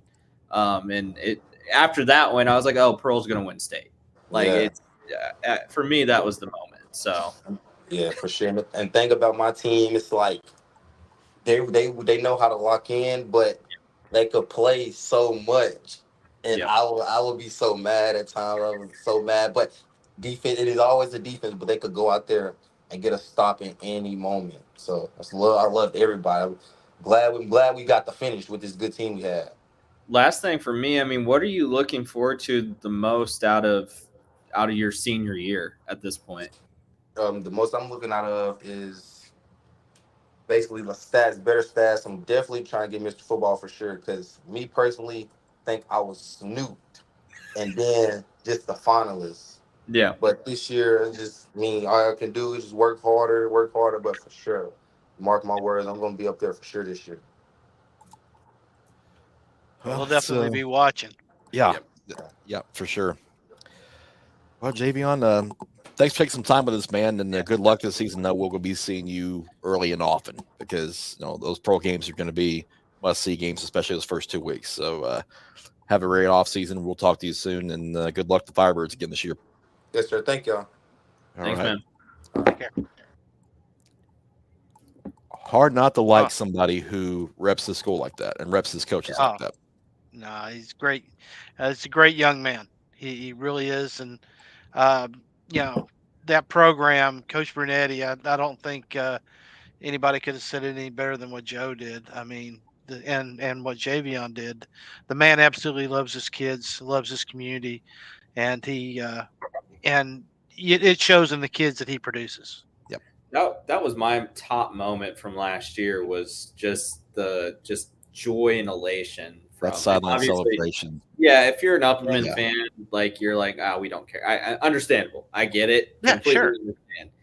But we cover that team all year, and to see them do that in that sort of way, you couldn't help but be happy for them. Yeah. Oh yeah. I mean, it was contagious over there. I mean, the tears, the screams of joy, Catfish doing his dance. I mean, It was And the way after the Austin East, or was it Austin East? Anderson County. Anderson County. County. Yeah, sorry. yeah. It started with an A. The way that game ended the year before. Yeah. It's just a full circle moment. I mean, it was just. But yeah, after they beat CPA, I was like, ooh, this is going to be. Yeah. And Scott, you and I saw a perfect representation of what that team is. That station camp game, nothing went right. I mean, they penalty after penalty after penalty, and all of a sudden they score. It's like 3rd and 45, and they score. So, yep. I mean, yeah, they definitely let Station Camp hang around, and they never did get Cam.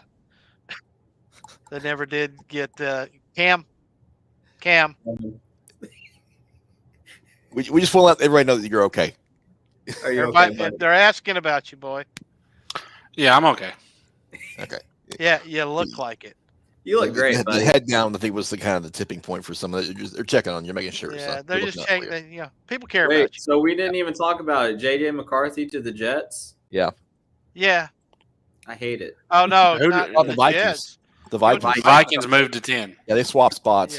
Yeah, yeah. And Rand Carthon in his presser said that there were several calls on 7, but it was going to take an offer that blew them away to draft a right tackle at 7.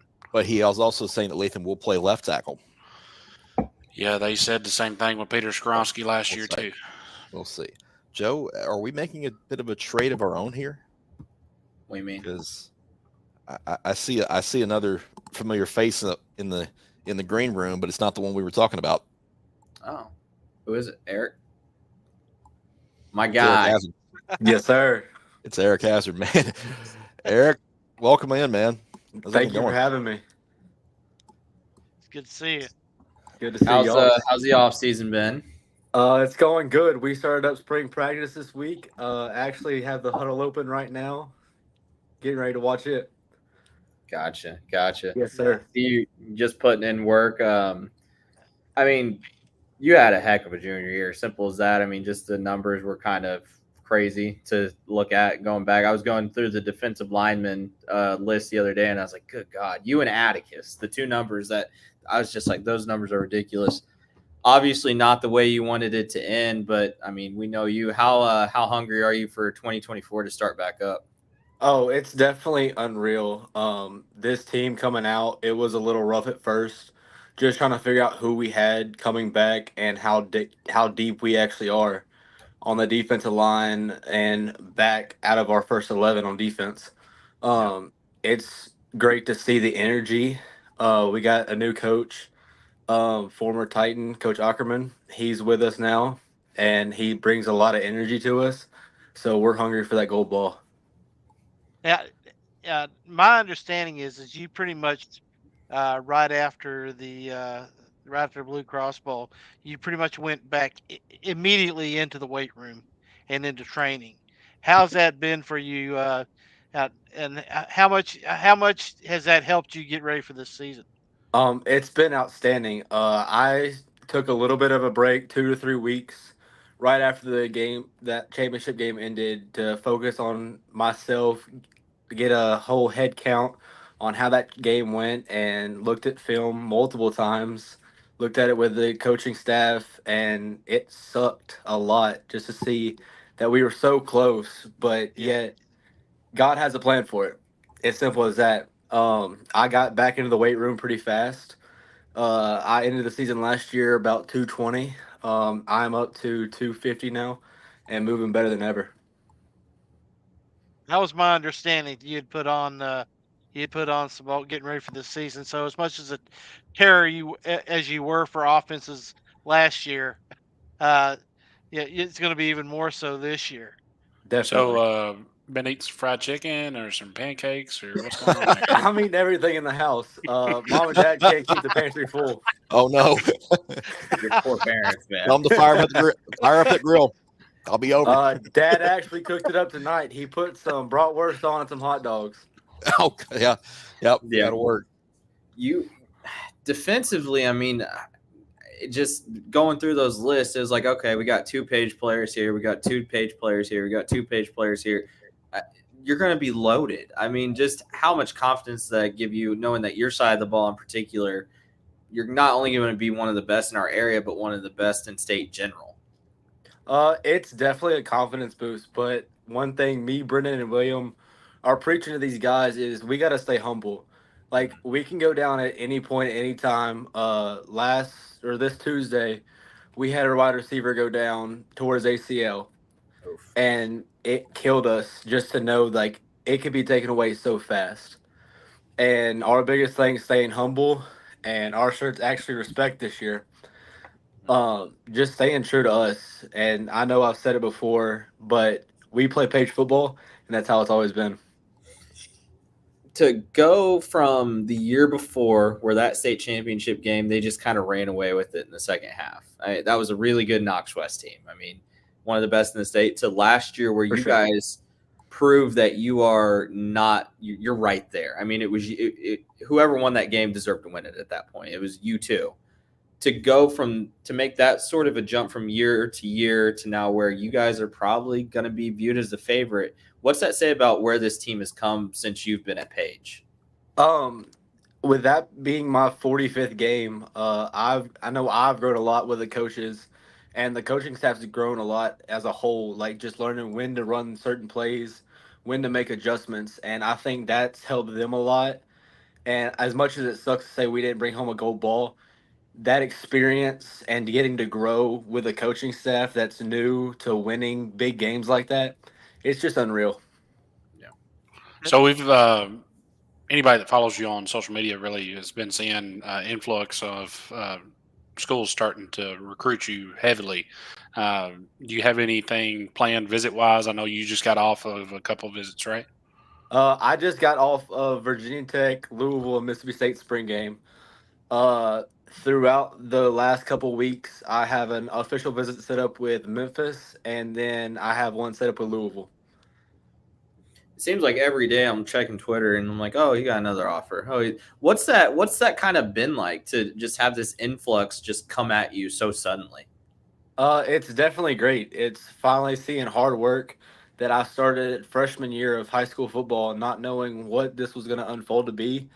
I dropped baseball this year to focus on football just because I knew where that laid. And that's one thing me and my baseball coach talked about. Like, this is what I want to do, coach. And I hope you support me. And he was 100% behind my back. And I talk to him almost every day just about how everything's going. I got to ask you, because I went up there and I watched Notre Dame just lay an absolute egg against them. What was that experience like at Louisville for you? It was definitely pretty good. I wasn't expecting as many fans that were there.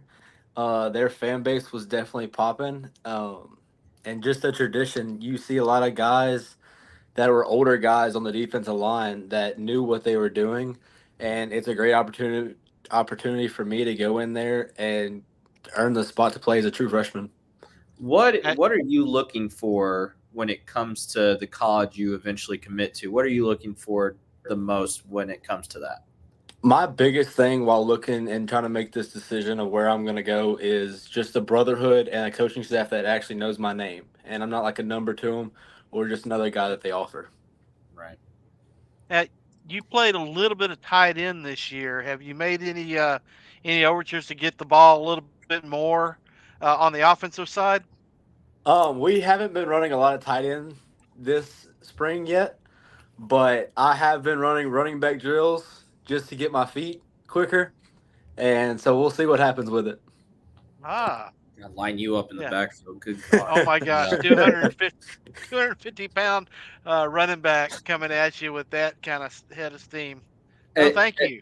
As painful as last year ended, when you look at the season as a whole, I mean, that's the best season in school history. I mean, what was that like? What was that whole experience like? It's just cool to see the brotherhood you build with these guys. Like I'm still in contact with Jake McNamara. When he just got out of UTEP, he transferred to New Mexico State. I'm still in contact with him a lot, and we text about the recruiting process and all that. Just stay true to yourself. So I would definitely say the brotherhood that you build with these guys and just the experiences you get to have with them. And I mean, I don't think he gets talked about enough, but Coach Rathbone is one of the best in our area, if not the state. What's it been like? I mean, obviously he's a huge fan of you. I'm just every time I talk to him, your name gets brought up. I mean, what's it like playing for a coach like that? He's always caring about us. He's always supportive. He's never gonna turn his back to us. He's one of those coaches that you can definitely get along with, no matter the circumstances. Whether you're a straight A student or you're one of the lower class students, he loves all of his players no matter what. He's gonna push you until you can't breathe anymore.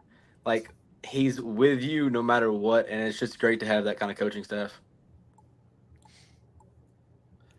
Eric, are you superstitious? Yes and no. I'm not big about it, but I say this But because why risk it? I say this because, of Exactly. course, I've been to your guys' practice on Thanksgiving morning the last 2 years, and you've lost a championship game. If I show up Thanksgiving morning, are y'all going to kick me out? I don't think so. I No, think sure. you're good. I'll show up this time. Yeah, I was gonna say. Switch it up a little bit. Maybe we'll get some better results for you guys. Yes, Joe, sir. I won't be offended if y'all do. I'll understand. don't let them talk to the people at beach, okay? Or I'll never get over there.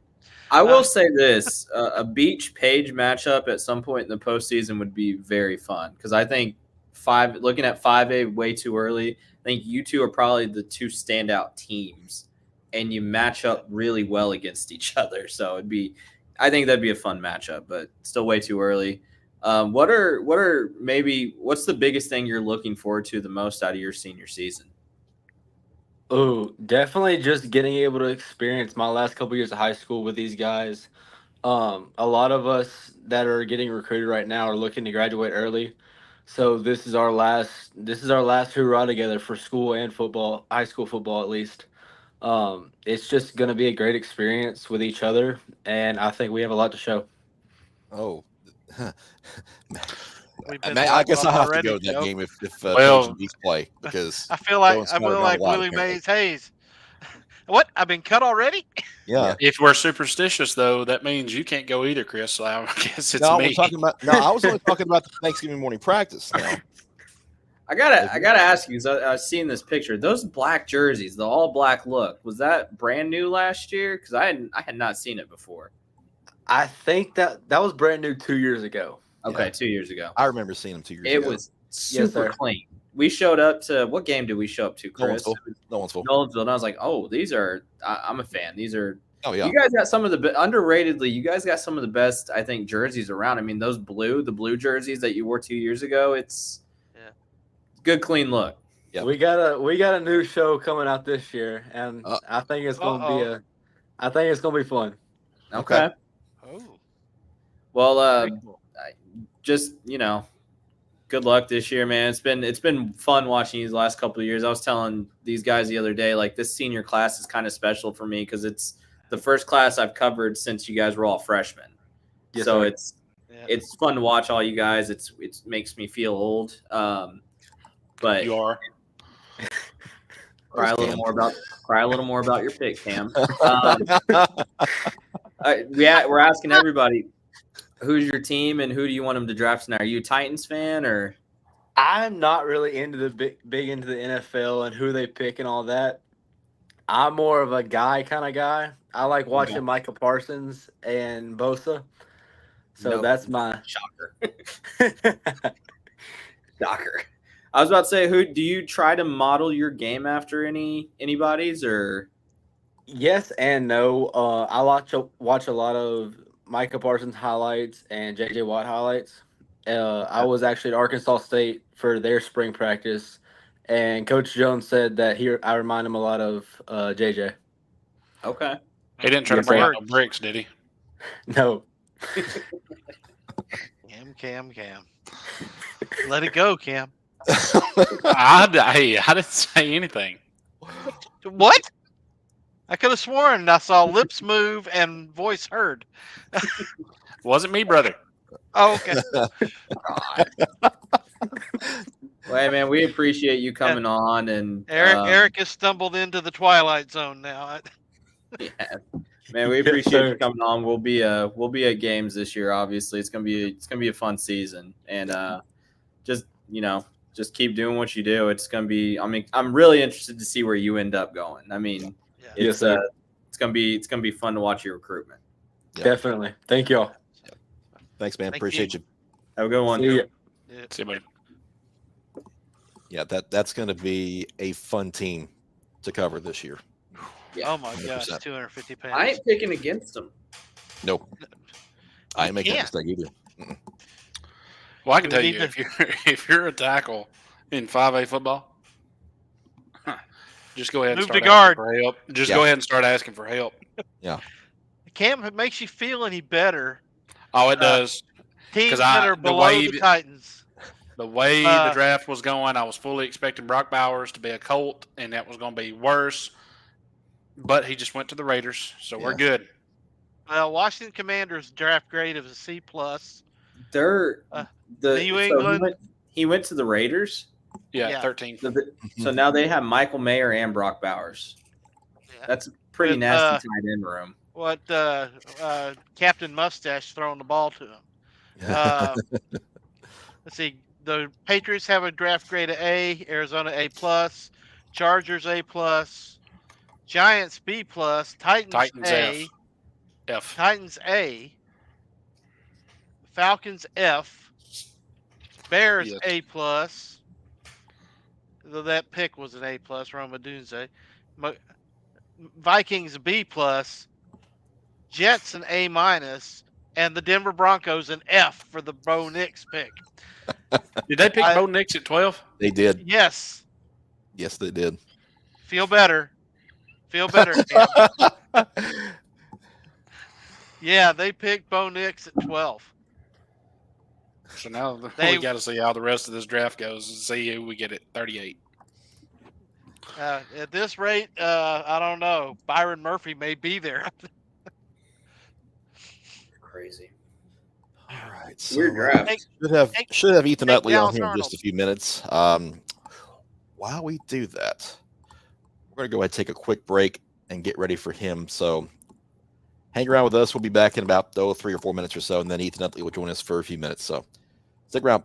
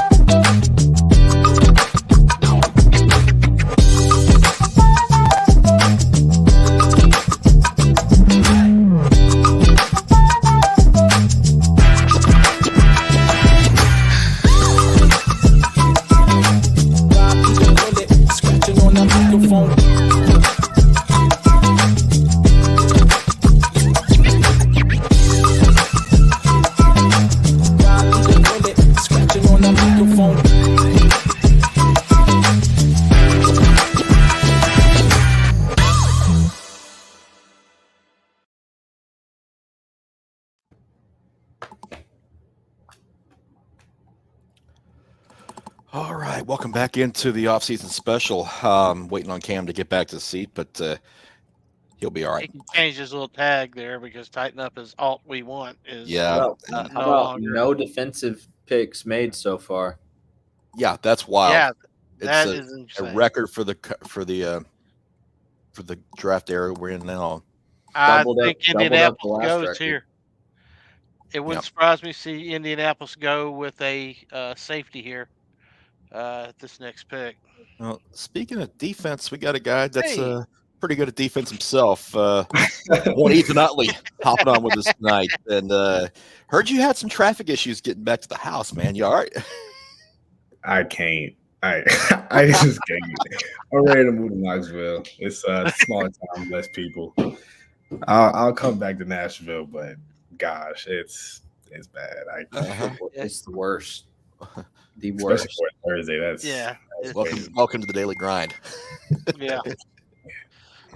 How's everything been outside of the traffic? Everything's been great. Really been getting after it this offseason. Can't complain.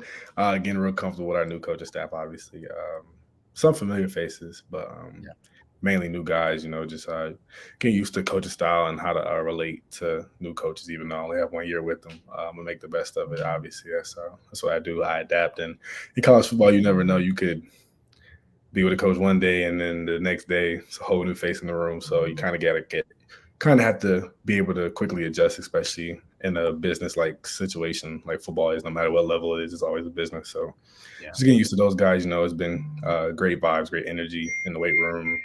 I actually have a meeting in the morning with my position group, so that should be interesting. So just like getting used to the scheme and everything. So I'm ready for it. Honestly, I love the game of football, and I don't think a coaching staff determine that. Really, I'm just really excited for the opportunity.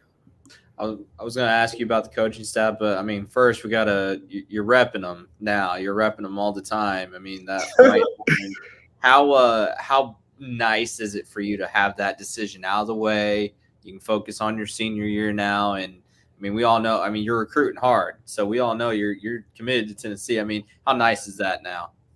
It's great, just being like able to like label yourself with something, especially like a program like Tennessee. It's just like I rep it hard. Like, anytime you see me, I catch myself wearing some gear from some other schools, but most of the time I'm not in public. I have that power team on my chest somewhere, and it's great. Like honestly, I feel a little bit more pressure landing these recruits than I did like making my decision, and it's like I'm on my phone constantly, like any chance I get, I'm going at guys.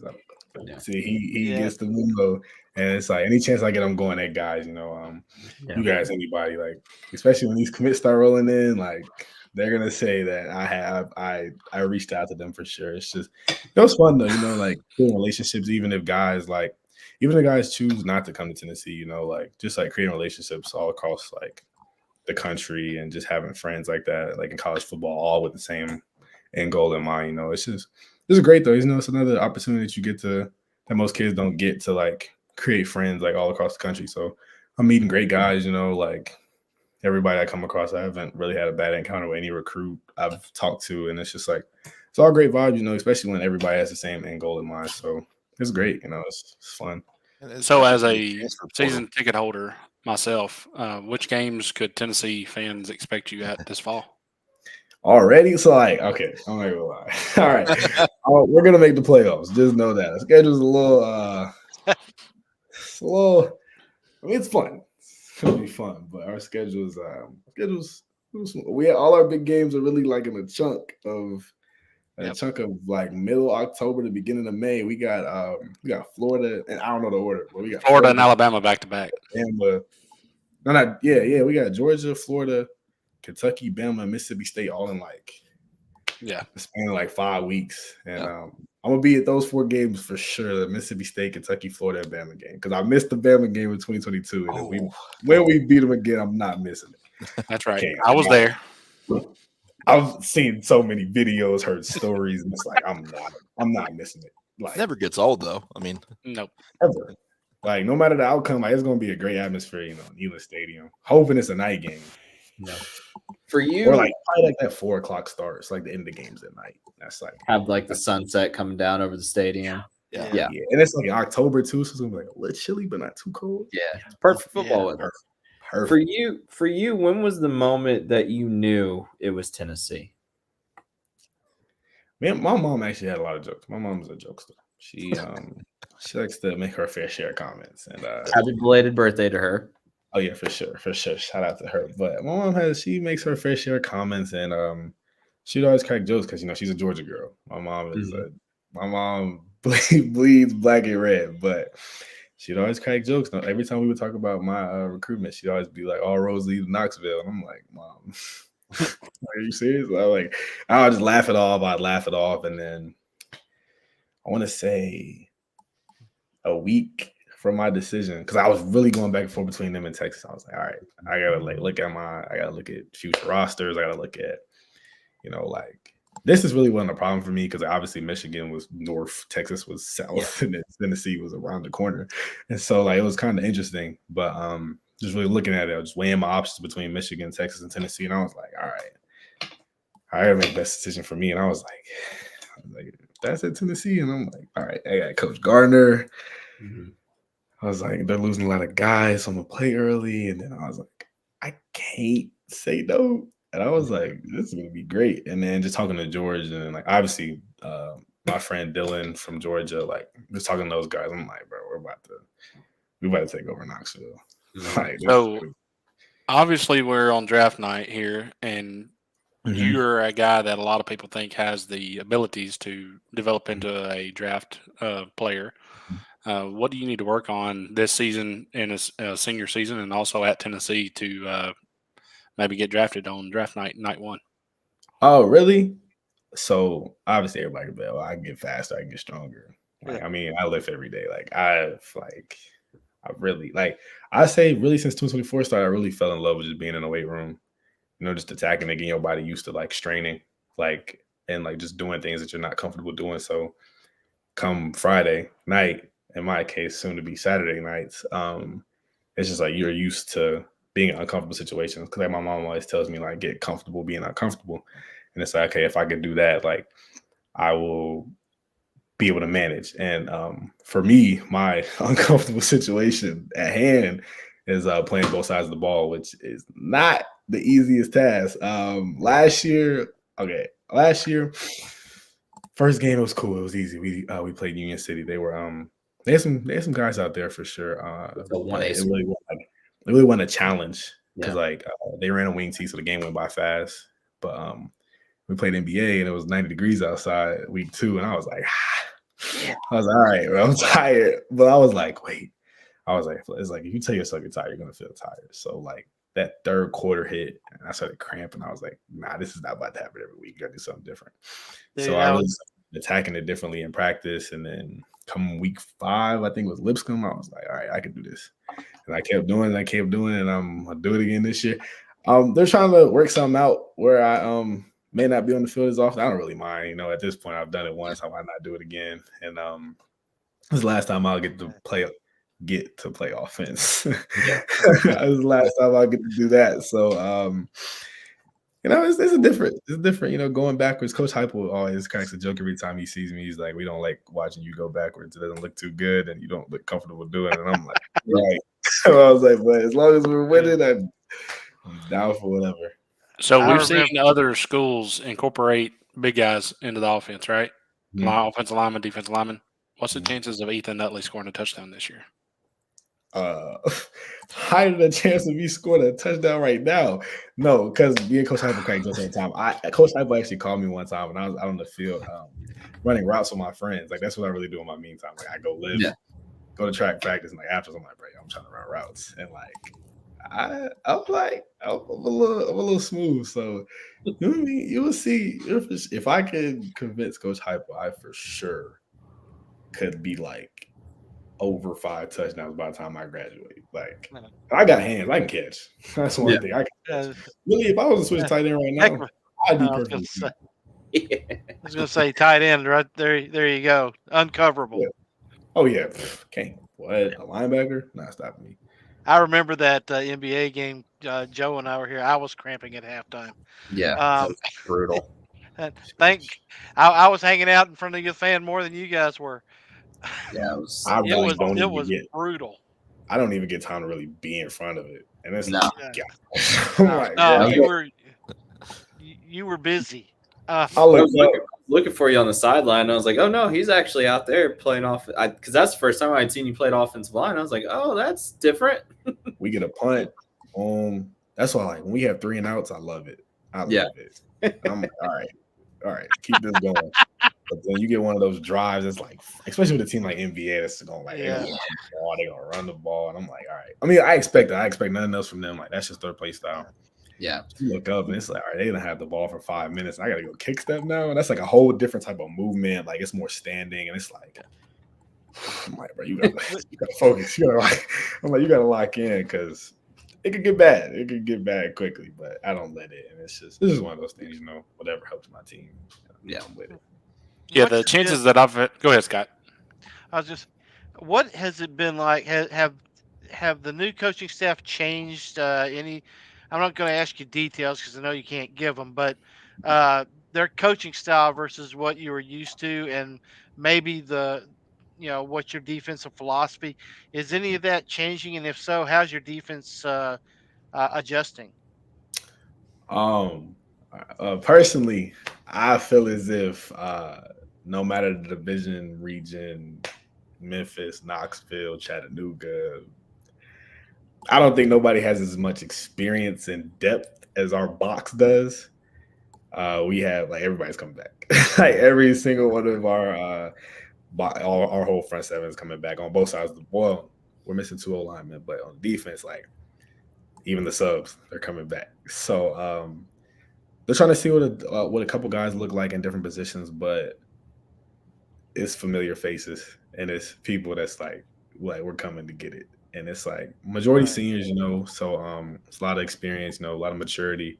But even like our juniors, like we got some dogs, and it's like, and it's fun. It takes a lot of pressure off my back because like usually, like as a senior, like you're usually worried about and focused about like telling like what an underclassman like what his job should be. When it's like, all right, I was playing with the guy next to me last year, and then the guy behind me, I was playing with him for the last 2 years, and it's like, okay, like I can focus on myself for real now, and I know and trust that the guy next to me is going to do his job, no matter what scheme we're in, and it's the same scheme, so just different play calls, obviously, but that's not a problem for us. Obviously, having the maturity and the experience that we have, and it's like it's gonna be fun. It's gonna be y'all gonna see another team, another season of Ensworth holding teams under a touchdown, if not a touchdown a game. So I'll just hold on. It's gonna be a movie for sure. When I saw that Jack and Sam were back, because I thought Jack graduated, I was like, oh, that's nasty. I would say like your guys' defense and Lipscomb's it's those 2 defenses are just the best around here, and it's really Paige. I can't take away Paige, but D2, it's you guys. It's that game's going to be whoever scores first might win that game.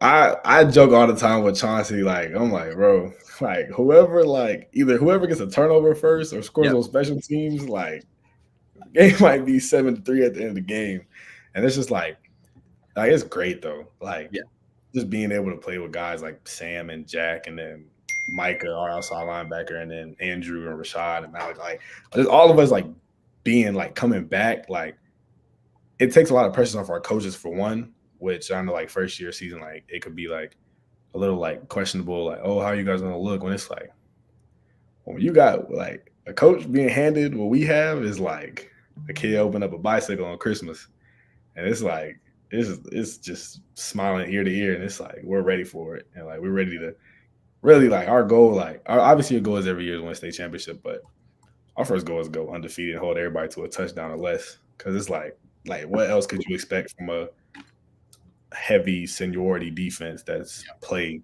at the highest level in important games and crazy atmospheres, like no matter what. And then our DBs too, like they're young, and like they'll adjust quickly because they're gonna either they're gonna get with the tempo fast, because it's like you can't if teams decide to pass the ball's coming out hot, like You're not going to catch too many quarterbacks sitting back in the backfield, padding it, trying to look around.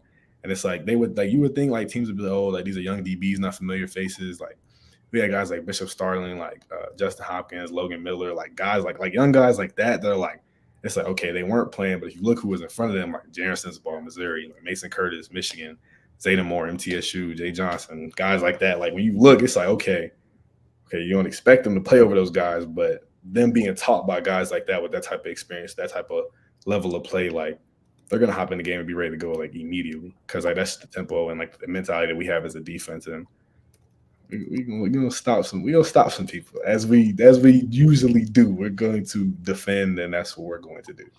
So watching a little bit of your tape over the years, you kind of remind me of Derek Barnett, another Nashville area kid that went to Tennessee. If for those that have not seen you play, who would you say your game kind of models after? This is kind of old, but Coach G actually coached a guy. Coach G coached a guy named Richard Seymour, and that's really just what Coach G sees in me, like a guy that's tall, long wingspan, stout, that you really could place anywhere across the D line. And it's like, all right, is he gonna be a noses play? Is he gonna be an end this play? Is he gonna be in a 3-tech? And it's like that's really what I take pride in, just like being a versatile type of guy, like guys like Chris Jones. I may not be as big as him one day, but just like how he can be a nose guard, working one gap, and then move to end one play and getting pressures in the Super Bowl on top tier offensive tackles at being 6'5", 300+ pounds. That's just like, jeez, like you can hold your own. And like Coach G sees my playing days like between the college and NFL. If I get blessed with the opportunity, being at like 280 to 290, and so knowing that I could hold that type of weight, but it don't be bad weight. Like I just hold it like in a lot of muscle and like low key with a lot of water. Just being able to hold that type of weight is like would be impressive, especially if I could keep my lateral quickness, my athleticism is like some people like to say it's out of this roof. So if I can withstand that, we'll also continue to get muscle, get stronger. Obviously, like the older I get, as long as I can withstand that, like I'll be one of those versatile type of guys. Richard Seymour is a good comparison. That's an NFL Hall of Famer. I think you'll take that. Yeah, for sure. For sure. I for sure would take that. You're, like you said earlier, you're very active recruiting for UT, as you should be. You and George obviously are kind of the cornerstones of that class right now. Obviously, 5-star quarterback. People want to play with him. You're a standout defensive lineman. People want to play with you. Who are maybe some guys you're hoping to get to Knoxville, both local and non-locally, and what's it going to take to get Chauncey there? With Chauncey, like I let Chauncey hear it every day. Like every time I see him, he's like, how much is like, oh, Byron Murphy went number 16? Yep. Yeah. Wow. Whoa. Yeah, we've had 2 defensive players back to back after the first 14 were offensive players. Whoa. Jaguars are trading pick to the Vikings. Oh, here we go. My bad. I'll answer your question. I just good. blew my mind. Whoa. No, it's what we're here for. It's nice. draft party and everything else. Oh, snap. Okay. Yeah. Oh, Chauncey. Yeah. Chauncey's my guy. Chauncey's like my brother. Like I've known him since middle school, and it's like our relationship is like through the roof. Like I tell him, I'm like, bro, even if you don't decide to come to Tennessee, like I'll be rooting for you. Like if we cross paths, like he knows it'd be great competition. Like at the end of the day, it's all love with Chauncey, and just knowing that he's really willing to give Tennessee a chance, because obviously I'm pushing it, because hearing it from a kid is different. And like I can tell you that, like hearing like what's truly going on in the program from a kid is more trustworthy than it is hearing it from an adult. Obviously, the adult's going to sell it to you how they want you to hear it. So just knowing that I can give Chauncey the honest truth about Tennessee is it's just major for him, and like he really appreciates it. And obviously, like guys like Caleb Beasley, Edwin Spillman, like guys he was with every single day, competing with, like them in Tennessee are like saying like, yo, Tennessee is the place to be. And obviously being an in-state kid, just keeping a guy like that in the state, that's a brick wall. like Chauncey Gooden is a large human that moves bodies, and that's what we need at Rocky Top. Guys that we need to use to protect George, and just having guys of that stature on our O-line would be great competition in practice. Getting my group prepared, obviously, but also come Saturday nights, like he will be protected. And then in the country, we got guys like David Sanders, Jalen Matthews, like guys of that nature, like guys of that caliber, like Chris Ewald Jr., like he recently dropped his top 6 and we were in there. Just knowing that I can go days with the receivers. Like George is getting going it. We have Marcus Harris, Caleb Cunningham, and Jamie French. All some 5-stars on some databases, but all three guys that are playmakers with the ball in their hands, and then just like having no French, man.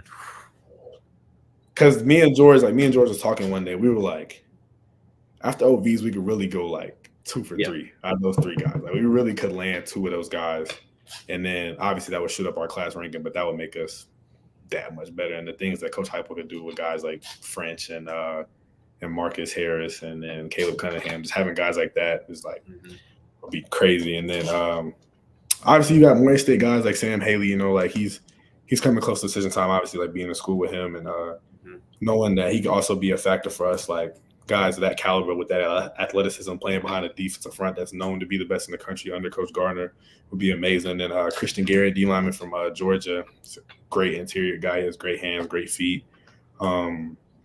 Got guys like Lagonza Hayward from Georgia, safety, big. He's huge. He's almost 200 pounds. He's 6'1". Just like seeing guys like that, like really being invested and interested in Tennessee, that they could come to me or George and ask us questions about anything. Like knowing that we have those kind of guys in the mix, like obviously we're gonna have a top 10 recruiting class, but like when all it comes to say by the last signing period, April something, we could have a top 5 recruiting class in this class 2025 because our class is so deep and there's so many people that we could get to land in Tennessee, especially with me and George and whoever else tags along and just helps us recruit. And so it's gonna be. I think you cheered Cam up from earlier. He was not happy with the Titans pick, but I think hearing all that probably cheered him up a little bit. Oh yeah, for sure. And then I don't gotta say too much about Cam Sparks. Like you know where he stands. Like he wants to be. He's a little fond of Georgia, but me and George don't have it. And it's like him and George put 7-7 together too. It's like that's like those things. It's like same with Darius Jackson from West Tennessee. Like that was an unquestionable grab. Like just having that connection. Like if I was a receiver, I'd want to play with George. That's just me personally. Yeah.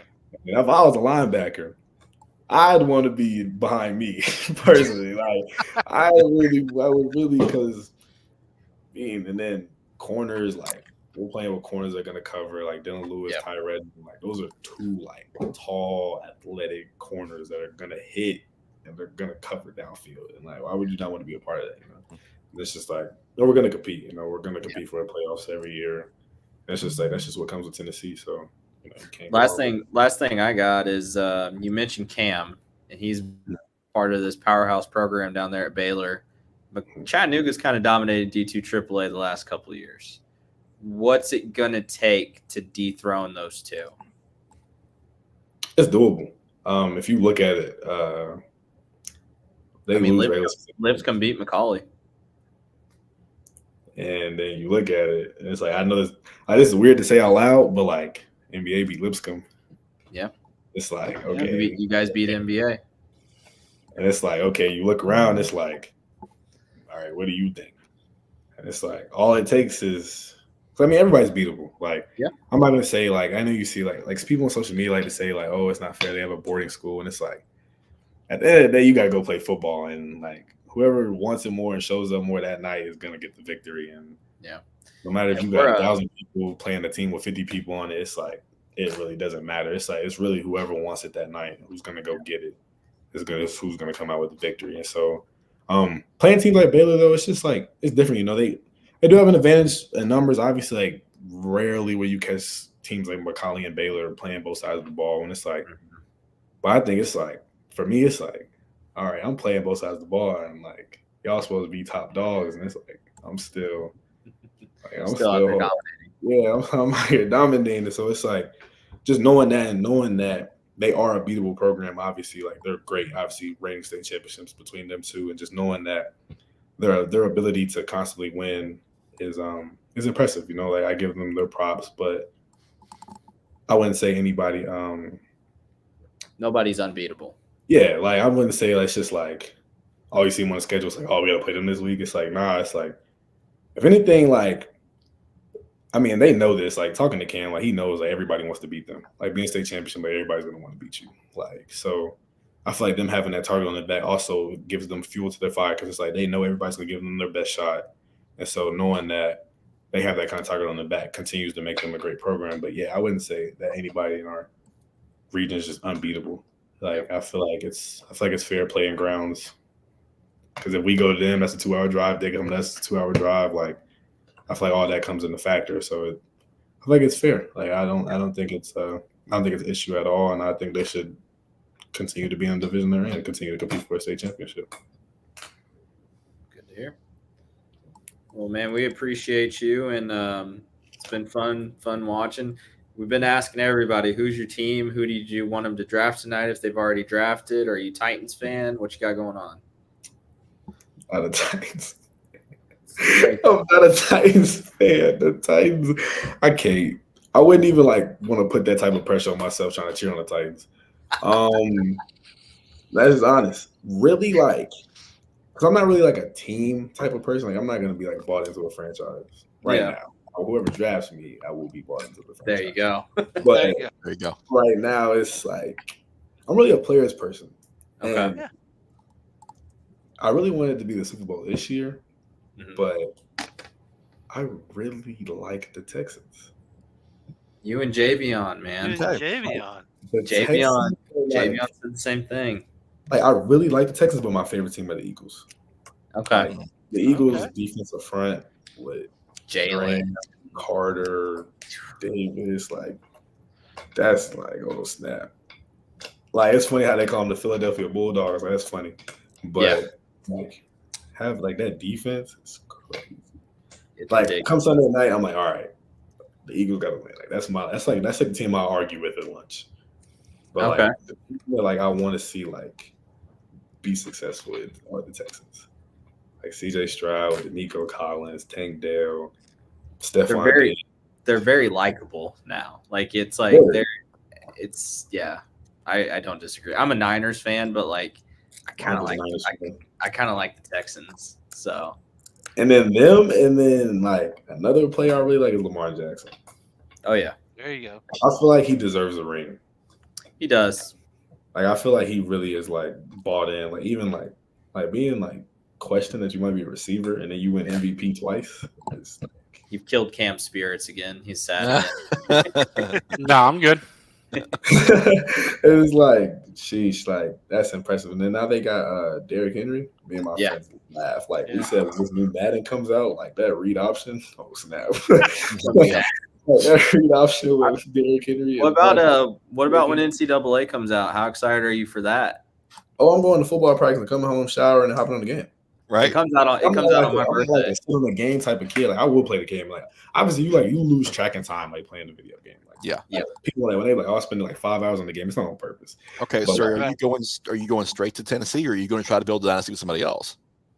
So like I'm gonna really have two different teams. Like I'm gonna have like my like Tennessee team just to play with my teammates, but like only because like Ensworth produces like at least 3 to 4 like D1 players a year. I'm gonna build a Ensworth. Okay. There you go.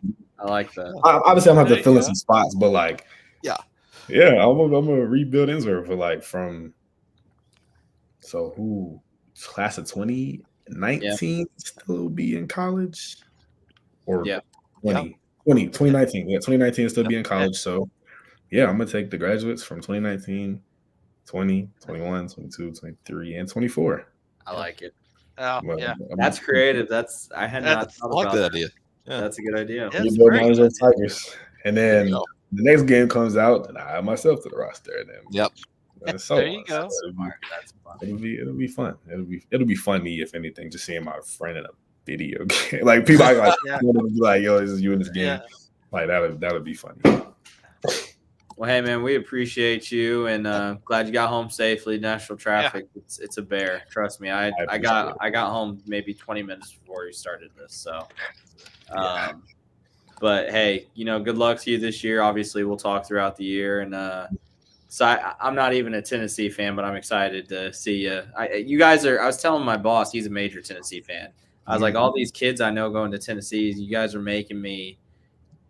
It won't jump Notre Dame. I'm sorry. That's a lifelong thing. But you're easily number 2. You're, You'll get there. yeah. So, but hey, man, we appreciate you and good luck this year. I appreciate it. Thank you. Yep. Go Thanks, Vols. Ethan. Thank you. Go Thanks, Vols. Ethan. All right. Yeah, He's it the pains best. me that I'm gonna have to see him once a year beat up on Kentucky offensive linemen. But He's the best. I mean, I was telling Chris, if God forbid, he doesn't make it pro, kid could be a broadcaster or a oh my journalist. gosh, Even after his career's very- over. I mean, Very well Yeah. spoken. All three of the kids we've had tonight, very well spoken kids. Yeah. oh, for sure. oh, they're great kids. Yeah. Always he nice says to see he's- them represent their schools like that. I mean, it's just really cool. He says he's fine, Isaac. I know his face says otherwise. I'm eating my sorrows away. Oh, is that your key lime pie? Yeah. Oh, nice. Also, Back to it for after. what it's worth, because I'm not in the writing mood tonight. Top special teams returning players will be out Saturday. They'll Well, be you out just- this Special week teams, special plays, special players Players. coming on Saturday. on Saturday. Not Tuesday, but Saturday. No, I Hey. can't. Check Saturday. Check Saturday. There you go. It's amazing how Yeah. freaking big that kid's got. He's not even a Yeah. kid. He's young, a couple of years younger than us, Cam. But That's right. And Sketch, I'll call you out right now. Great personality, but I'll smoke you in Madden.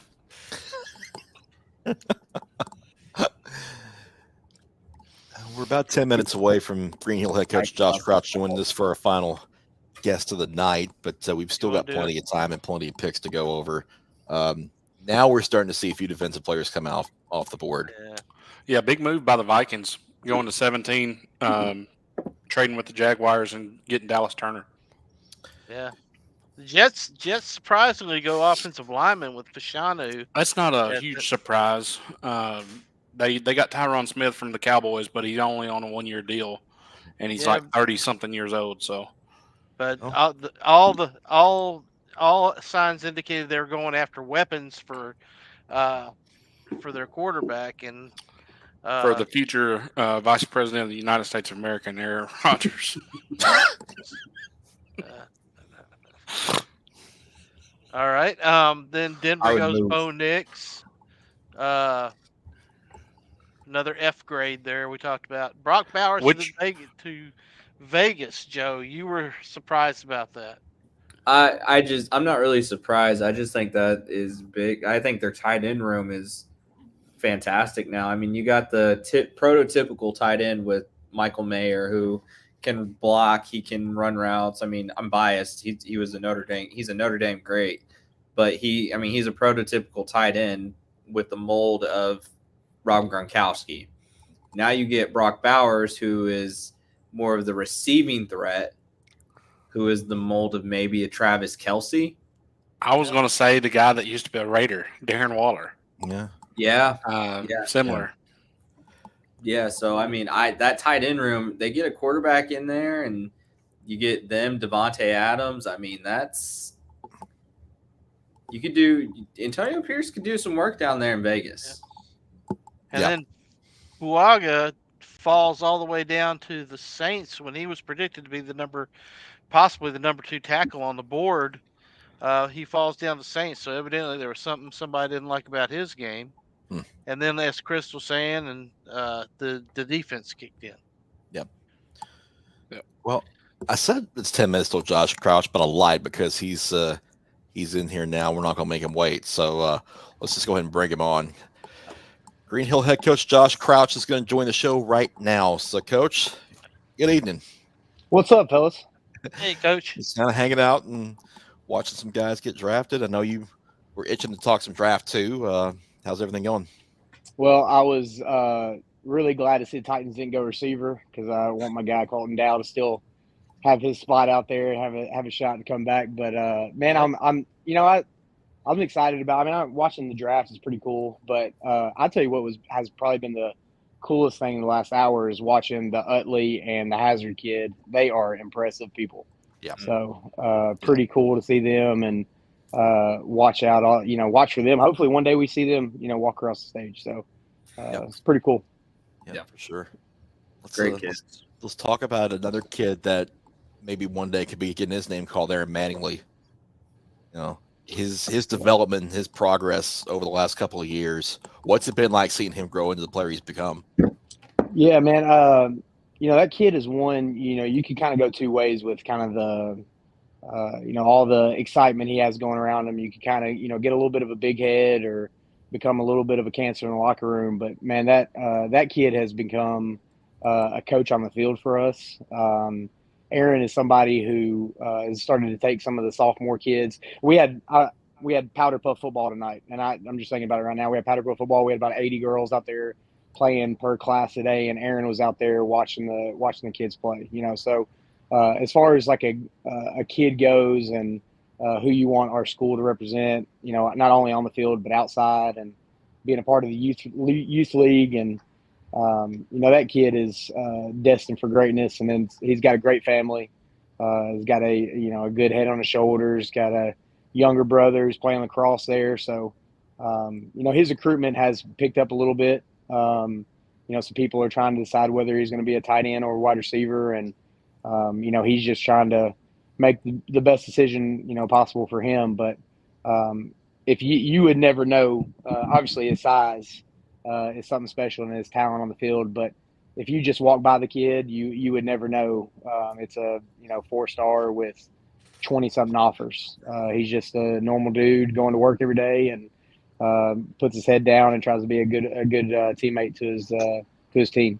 Yeah, two-part question here. On Aaron, I know the difference between tight end and wide receiver can be 5 to 10 pounds in some cases. What kind of weight is Aaron at right now? And then also, just following you guys on social media, can you speak a little bit about the strength and conditioning program that you guys have had with making a new coaching change there, right? Yeah. So Zach White came in, and Zach and I coached together at Wilson Central. He was offense coordinator there when I was there. And I spent 8 years at Central, and when Coach Kuhn got the job at Central, was one of the first guys that I called. Was Zach? I actually called Zach when the school opened. He was at Mount Juliet at the time, and wasn't ready to make that jump then. But Zach is one that's really detailed oriented, and we've went from we've had about a 30-pound jump in squat, about a 25-pound jump in bench press, and we're going to test power clean on Saturday at 6 o'clock, Green Hill High School. Anybody's welcome to come out, see our lift-a-thon, and we're going to do some power clean stuff. But the thing that I love most about Zach is he don't really get caught up in the numbers. Our kids got great form. They could be, squatting probably 30, 40 more pounds, but he makes sure that they're down parallel. We're going to go all the way down to the cellar and get good depth. But, man, Zach has been awesome, not only just in the weight room, but we've had a huge jump with some of the stuff that Cannon was able to do this year, and some of the stuff that Aaron and Nick Owens Jr. and we started right at, I think it was 6 sophomores on offense last year, and Zach kind of went right with it, and has done a phenomenal job with him. But our weight room right now is as good as it's ever been. Numbers are through the roof. We had a kid break a record. Colin Jarrell played for us in 2021. He squatted 505, and I thought that was the weight would be there for a while. And Coach White's been here for 1 year in the weight room, and we've already got a kid that his name's Devin Ryder. He's offensive tackle, and he was 245 when he started with us in December, and right now he's at 275 and just squatted 525 this past week. So and Ethan Harris is right behind him at 505. So within a short year, Coach White's went and turned that whole place. And not only Coach White, but all of our assistant coaches are in there helping make sure kids are correct form, all that good stuff. So it's been really good to see him, and he's had a eventful journey, but I'm so happy that he's with us, and he's one of the best coaches around. And we did lose our receivers coach went to be the offense coordinator at South Gibson. So Jeb Jones is now moving on at South Gibson and bettering himself and his career back in West Tennessee, which is growing our branch a little bit. So it's good to see, man. I'm excited about our coaches, and obviously our kids are they're working their tails off right now. So happy for them. You mentioned Cannon. I mean, you go from Cade to, last year he was kind of a just kind of broke out on the scene. I remember that Siegel game. I just feel like remember seeing the stats from that game.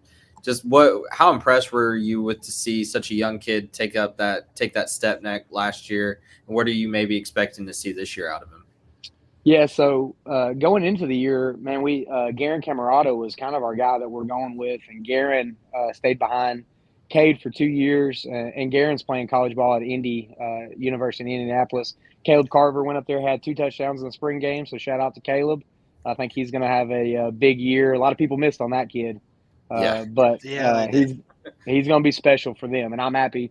Him and Yeah. Anthony Corral from Lebanon are going to have 2 big years up there, but Garen's going to go up there also. They signed him, and we had a good relationship with him. Obviously, I asked him to trust me a little bit with Caleb Carver, and I think it panned out a little bit. And Garen's going to go up there and play quarterback. But in the summer coming up into his senior year, Garen had tore his ACL in June, and at that point, Cannon was the next guy up, and we went into the spring honestly kind of didn't know where he went. He's real young, just coming out of freshman ball, and really kind of new to the position.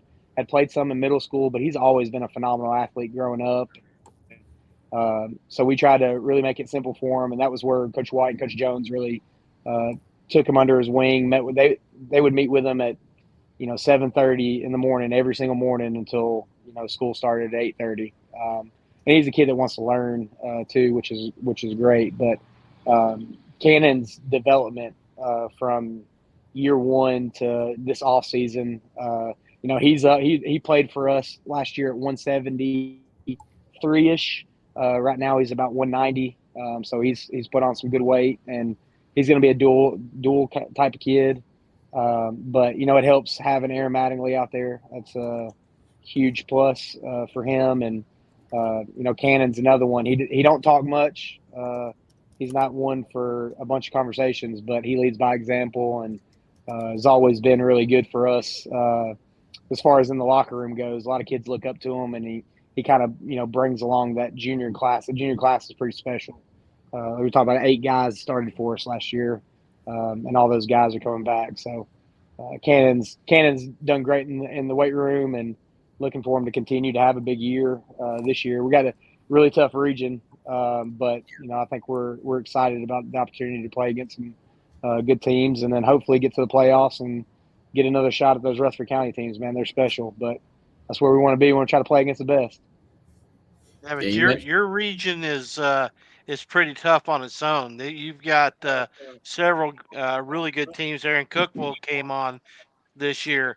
Uh, Talk about what it is about the Wilson County schools that is really playing each other tough, and the rivalries there. Yeah, I mean, if you look at Wilson County just in top to bottom, Trey Perry's done for years. He's won a lot of really good run a ton of good football games, and he's won big games too, playoffs, multiple undefeated region championships. So, they've always had a really good program since he's taken it over. And then Chuck at Lebanon, obviously the Abston and all those kids they had that year from top to bottom. And I think Chuck and his staff does a phenomenal job, not only coaching, but those kids love them. They play hard for them. So they've been one that you always look to that game and think about if we can get by them or not. We got lucky last year because we were onside kick. We go down 2 scores, onside kick score. Kind of took the momentum out of it. So it kind of that was a big game for us. And then Central Coach Kuhn is as good as an offensive coach that you can find.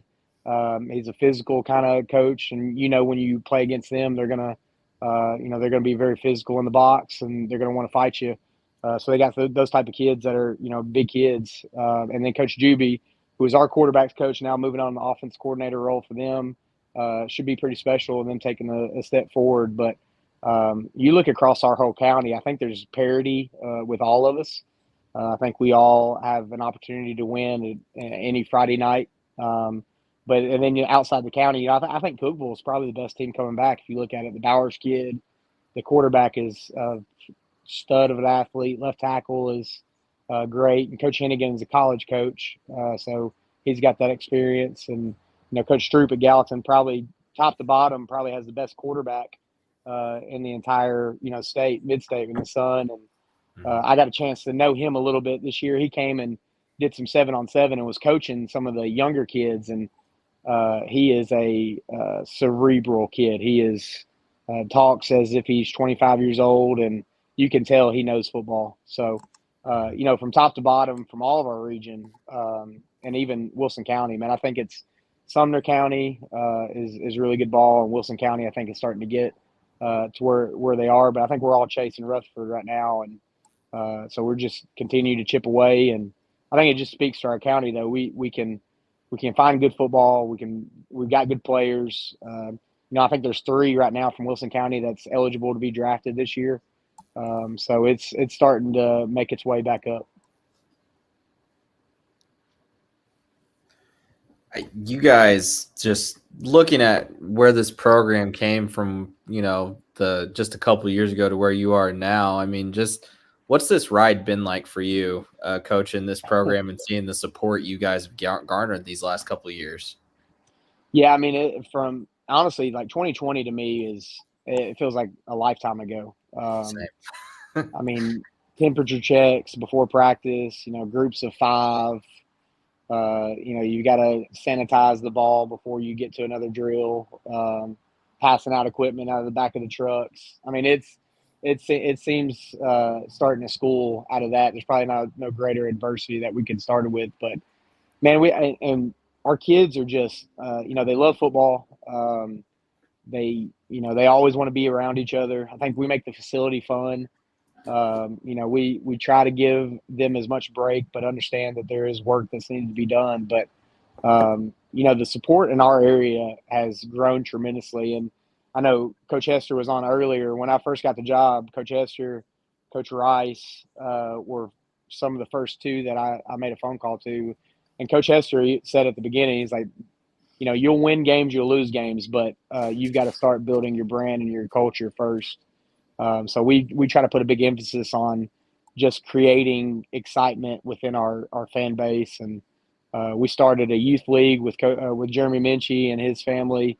And that grew from 3 teams. That was a 10U, a 12U, or a 6U, 10U, 8U, 10U, 12U in year 1 and 21. And now we've got 15 teams in our tackle program. And, we've got flag football going on right now. We've got about 30 teams of that, and 30 players volunteer to coach. And so it's just, I grew up watching David Wolke and watching Catfish Hunter and watching Charles Arona, Marcellus, all these guys at Smyrna. And they were like, they were my, superstars. And I kind of reflect back on that and try to tell our kids, like, you've got an opportunity to be somebody in a community. So why don't we try to do it for the kids? So the atmospheres, man, on Friday night is fun. We got Mount Juliet home this year on Halloween. So that should be a really, really fun atmosphere there week 10. But, excited about just where we are and where we started from, and still just chipping away, man. We still got to make that first playoff win in 6A. It's kind of what we're chasing after. So we talked a little bit about the strength and conditioning program, but spring football, of course, coming up here soon.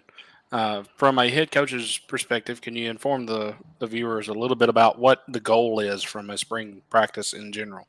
Yeah, that's a great question. We actually just met about that today at staff at lunch just to talk about it. But, for me, spring practice, I'm not really looking at what Aaron Mattingly can do. I'm not really looking at, Braden Flackel is a 3-year starter, 2-time All-Region. Like, some of those kids that have been established, we've got to find depth. And at our level, 6A football, we've got it right at 93 kids right now that are current freshmen, sophomores, and juniors that are working out and playing. And my job is to evaluate 93 players this spring. So going into the spring game, we're going to have our spring game May 9th as an inter-squad game, and then we're going to have a scrimmage with Coach Watson and Kirkwood, who have some phenomenal players that are starting to blow up a little bit. But we're gonna have them over for May 15th, and my whole focus this spring is I want to see the guys that like Dylan Hawks, Luke Pfeiffer, Matt Broyles, Aiden Sadler. Like I want to see, and even in the offensive line, like Ronan McNamara started for us last year at center. Ethan Harris, two-way player. Devin Ryder, the kids we were talking about earlier, but Gavin Euler started for us last year. We want to see, Wesley Murray and Hasten Wolf and Barrett Witt, like some of these guys that have been playing behind older guys. Now it's time to, see if you can compete on Friday nights and see how we can make our depth better, throughout the week. The biggest question for us is defense. We had 35 seniors last year, and we graduated 7 on defense. And Nico Duffy, obviously, one that's is going to be a big shoes to fill. But Omeza Danion's right there, ready to step up. So, we've got a lot of questions in the secondary, a lot of questions at linebacker. So we've got to really do a good job of bringing those kids up to speed. That way, when summer gets here, we're able to know who our guys are and start focusing on winning game one. Yeah, it's always fascinating to see kind of how those younger kids develop, and that's going to be, a good process to kind of keep our eyes on this year. What's one thing that you feel like you need to have this team improving at to be ready for week one? Right now, our main focus is speed as far as development goes. I think, speed lifts all tides. I think if you're fast, you're strong. I think if you're fast, you're durable. So speed is our biggest thing right now. But, I passing defense was a struggle for us last year. Third down efficiency on defense was a struggle for us last year. So, continuing to build our package and our toolbox for third downs and situational defense to allow us to get off the field and get our offense back on, I think is one of the biggest concerns for us, that we have question marks. And then just developing, that depth that you need to beat an Oakland or a Riverdale and Blackman and all those guys. You've got to have that depth in order to compete with those. So that's going to be our main focus going into the spring and even into the summer. So you said Kirkwood in the spring. Do you already have your fall scrimmages set too? We do, yeah. We're going to have station camp that first week of August, and we got Springfield the first week of August as well. Right after station camp, Springfield, and then we're going to have Kirkwood again, and then we are jamboreeing. Hopefully, I don't know if we're ready to talk about it yet, but the staff that we are picking apart over there that we're going to pair with is assembling some great football coaches. So we're going to have a test that night. So we'll see. Just a little teaser for everybody. Hopefully we get it figured out and ready to host everybody over there on the hill. Yep. Going to be exciting to go over there right before the season starts. And something else that I think we want to go ahead and share with everybody. Some discussions have been had and some plans have been made to follow you guys a little bit more during the season. So without further ado, we can go ahead and announce that coming soon for 615 Preps, we're going to be following the Hawks this year. Climbing the Hill, a season with Green Hill football will be a mini series that we're going to have during the season, and going to be exciting to follow you guys and watch you through the season and see how y'all develop. Yeah, honored. I know we talked about this a little bit in the off season, but man, this is such a cool opportunity for our kids. I envision it kind of like a Hard Knocks. I always love watching the Hard Knock shows. So, something for our kids to look back on, man, 10 years from now and have this on the internet. It's going to be pretty cool. So, super appreciative of y'all taking that and coming over and letting us, have some stories to tell one day way back when in a rocking chair. So, yep. Looking forward to all that, and exciting. it'll come pretty quickly. So we'll be over there for a little bit of fall or spring practice too, to kind of get that kind of kick started here in the next couple of weeks. Excited for it. Good deal, Coach. I think it's all we've got for tonight. Let's get back to watching the draft and let you get some sleep too, because yeah, I'm sure you probably need it. Cam, you better ask him the question. Oh, You think he can play left tackle? No, I can't. I will say this, and Joe, I don't mean no disrespect in this at all. I think the Joe Alt thing was a blessing in disguise. I'm gonna go on record and say it. We spent, I think, the 5th most draft capita on offensive linemen in the past 10 years, and hopefully the kid from Alabama works out. But Joe, no hard feelings. I wasn't. I think he could get past it and walk back into the pocket too much. So The way things played out, Brock Bowers, was that the pick you think should have been? man, I texted a group chat of mine and I said Brock Bowers has got to be it or trade back. I felt like we should have traded. I would have loved Rome Aduze. I would have loved to have him, but like I said, I'm pulling for Colton to still have his spot out there and be out there running around. But man, there's so many. I mean, name a position. We need it. So True. That's right. This is true. well, Scott, I'm sorry for the passing, man. I know I'd seen the thing of Reggie, so I apologize for that. And No, you've been in our prayers, man. well, thank you. I appreciate that, and you know, he's still with us in spirit, and um, it's still I still find myself looking for him when I come in the doors. Yeah, But yeah, it was ain't it nothing was a lost. fun. Yeah, ain't nothing like losing a pet, man. It's No, tough. It's hard. no, he was definitely special. Had a personality. But thank you so much. Yeah, and I don't like We do cats, but he was appreciate the that. coolest cat I knew. That's for sure.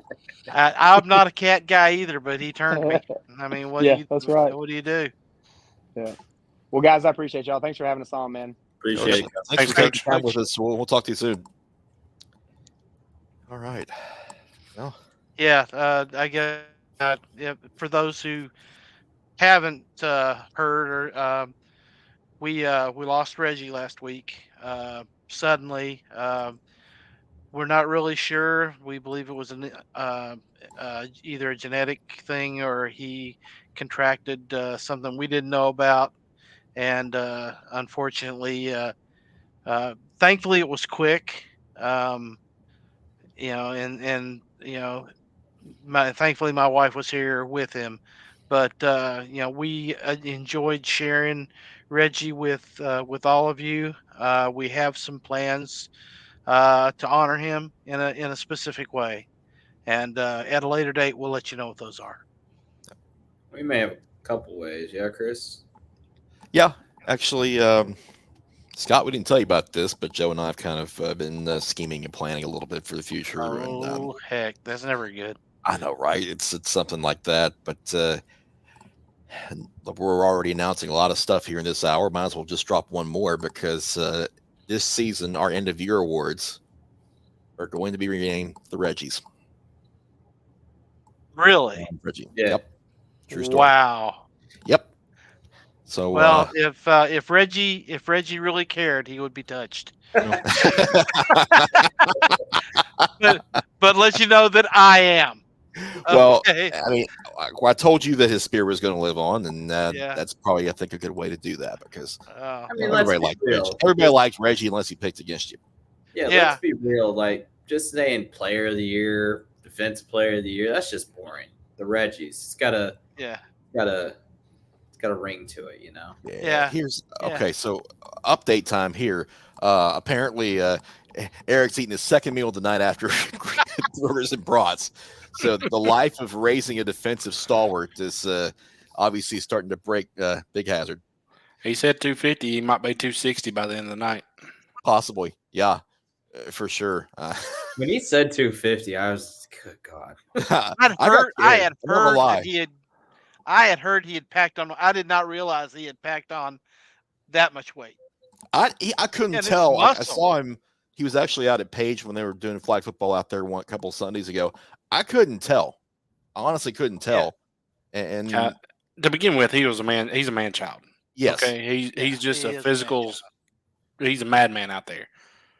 He's just manhandling high school kids, essentially. That defense is going to be nasty. He's definitely one of those. He's got to switch because off the field he's the nicest kid. Yeah. He's one of the greatest kids. But on that field, he is as nasty as they come. The hit in the Southwind game still. Oh, jeez. The hit heard round the world. Well, yeah, the play Or at least to across the push state. them back and force that field goal in that semifinal. They're going to remember that forever. Yeah, that's. I mean, you could argue that's the biggest play in Page history. I mean, Oh yeah, for sure. Who needs the Oscars? Yeah, we got the Reggies. So Right. yep, Yeah. yep. So that's coming Hey. soon too. I will say, Ethan's team gets a defensive player.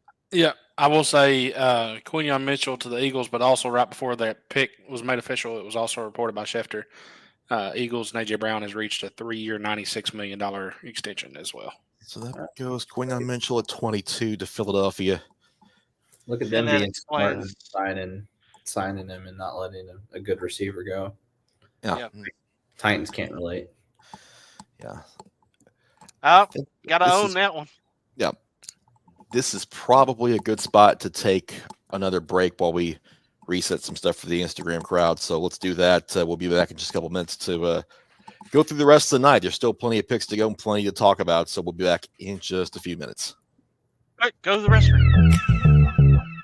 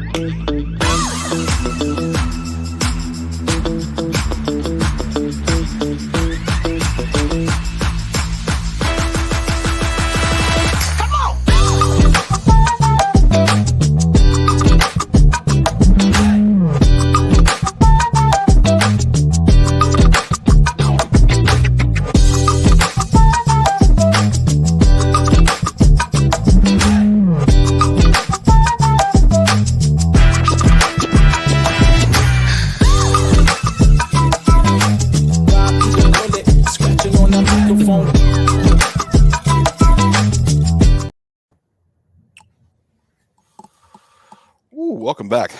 Could need a break right there. Yeah. Dallas is on the clock, and before we get into anything else, this was the first spot that that I've seen mentioned where Graham Barton could go. Yep. To Dallas at this So spot. now we're kind of on the watch for his name being called here for the rest of the round. Right. And while we have nearly 500 of you in our Yeah. Twitter live, if you're not following us on Twitter or Instagram or subscribe to our YouTube page, we would appreciate those. Yep. Get over We there, are hit that button. we're 100% free because of you guys. Yep. We want to keep it that way. And if I may have a commercial here just for a second. We got 4 hours tonight. Go for it. Well, just real quick. The great news is we have some new sponsors that are coming on board with us, and we'll announce those once everything has become finalized and we know who's who and what's what. But we still have room for more. We're 100, as Chris said, we're 100% sponsor funded. Okay, that means that no paywall. What you see is what you get, and I'll apologize for the looks, but the content's great. And it's it's a labor of love for us, but the sponsorship helps us with all expenses, equipment, getting things that we need to bring even more content to you. So if you know somebody who's looking for a way to reach, and Joe, we are at what 10,000 on Instagram, almost 10,000, almost 11, almost 10,000 on Twitter. We have over over 1,000 followers on this channel, and please let people know when we say like and subscribe on Twitter. Subscribe doesn't mean money; it just means clicking the little button that says subscribe, and ringing that bell. Let everybody know that you like us. Yep. We Support's promise the big thing. Support's the big thing. 100%. Yep. This year in particular, we're going to be busting our butts with some projects. The Green Hill project's going to be a fun one. Already heard some. There's more coming too, and we Yeah, haven't announced yet. It's not really we're not giving out names because we still have to let things go. But we kind of want to do a players series where we follow players. So it's not just going to be all Green Hill centric for all those people that don't want to watch Green Hill. Understandable. We're going to do players. We want to highlight players. So it's going to be a lot of fun. It's going to be. We really promise fun. you guys that we continuously bounce ideas back and forth off of each other. Behind the scenes of a group chat. This thing blows up constantly. Yeah. Yeah, and I hate group chats like the devil, but and the more sponsors we get, the more of those ideas we can bring to life. So exactly, yeah. And people freak out at work because my phone starts walking across my desk. For example, like Cam and I this morning, what time do you think that was? Around like 7:30, Cam? We were texting. 7:30. Now, granted, we had our pre-show meeting last night and didn't get off till like 10:30. Yeah. So. And I drove across town to deliver a headset to Joe, which he's not using because he doesn't have to. We figured out a way around it. And I was editing photos until 10 o'clock, 10:30 actually. Mm-hmm. So you may see some new things around our weekly show as well that are in the works as well. Yeah, Chris, this is affecting you. This is affecting you. Is Brad Holmes cooking? He cooked. We cooking tonight. Yeah. Is he getting Graham Barton? That would make Chris the happiest person in the room. You damn right it would. Sorry for cussing. Family friendly. No, not sorry. I think he goes Terry and Arnold. I'm running this shit. I don't care. I think he goes Terry and Arnold here. You know what? Kool-Aid McKinnon. It is Terry and Arnold. Is it? It is Terry and Arnold. Yeah. He's a little bit better. He's the most polished when. Oh gosh, he's laughing maniacally.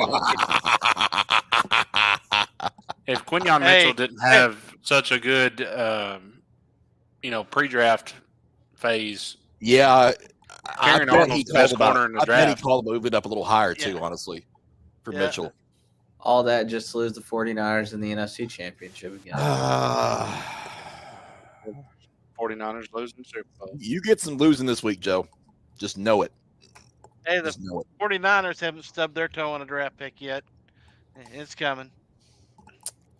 There won't be anybody left All for right. them. They'll end up All right. picking. They'll probably end up picking somebody like If So they Keon moved up- Coleman's there, we So get they moved Keon to Coleman. 24 with Rick- Dallas. Ricky. They'll end up picking like Ricky Pearsall. Wonder what they had to give up to get it to 24. Their firstborn child. Maybe 73. Possibly. I mean, that extra third that they've got, I think, is probably. That's what part I'm of the saying. package. Yeah. Yeah. Because they have 61 and 73, right? Yeah.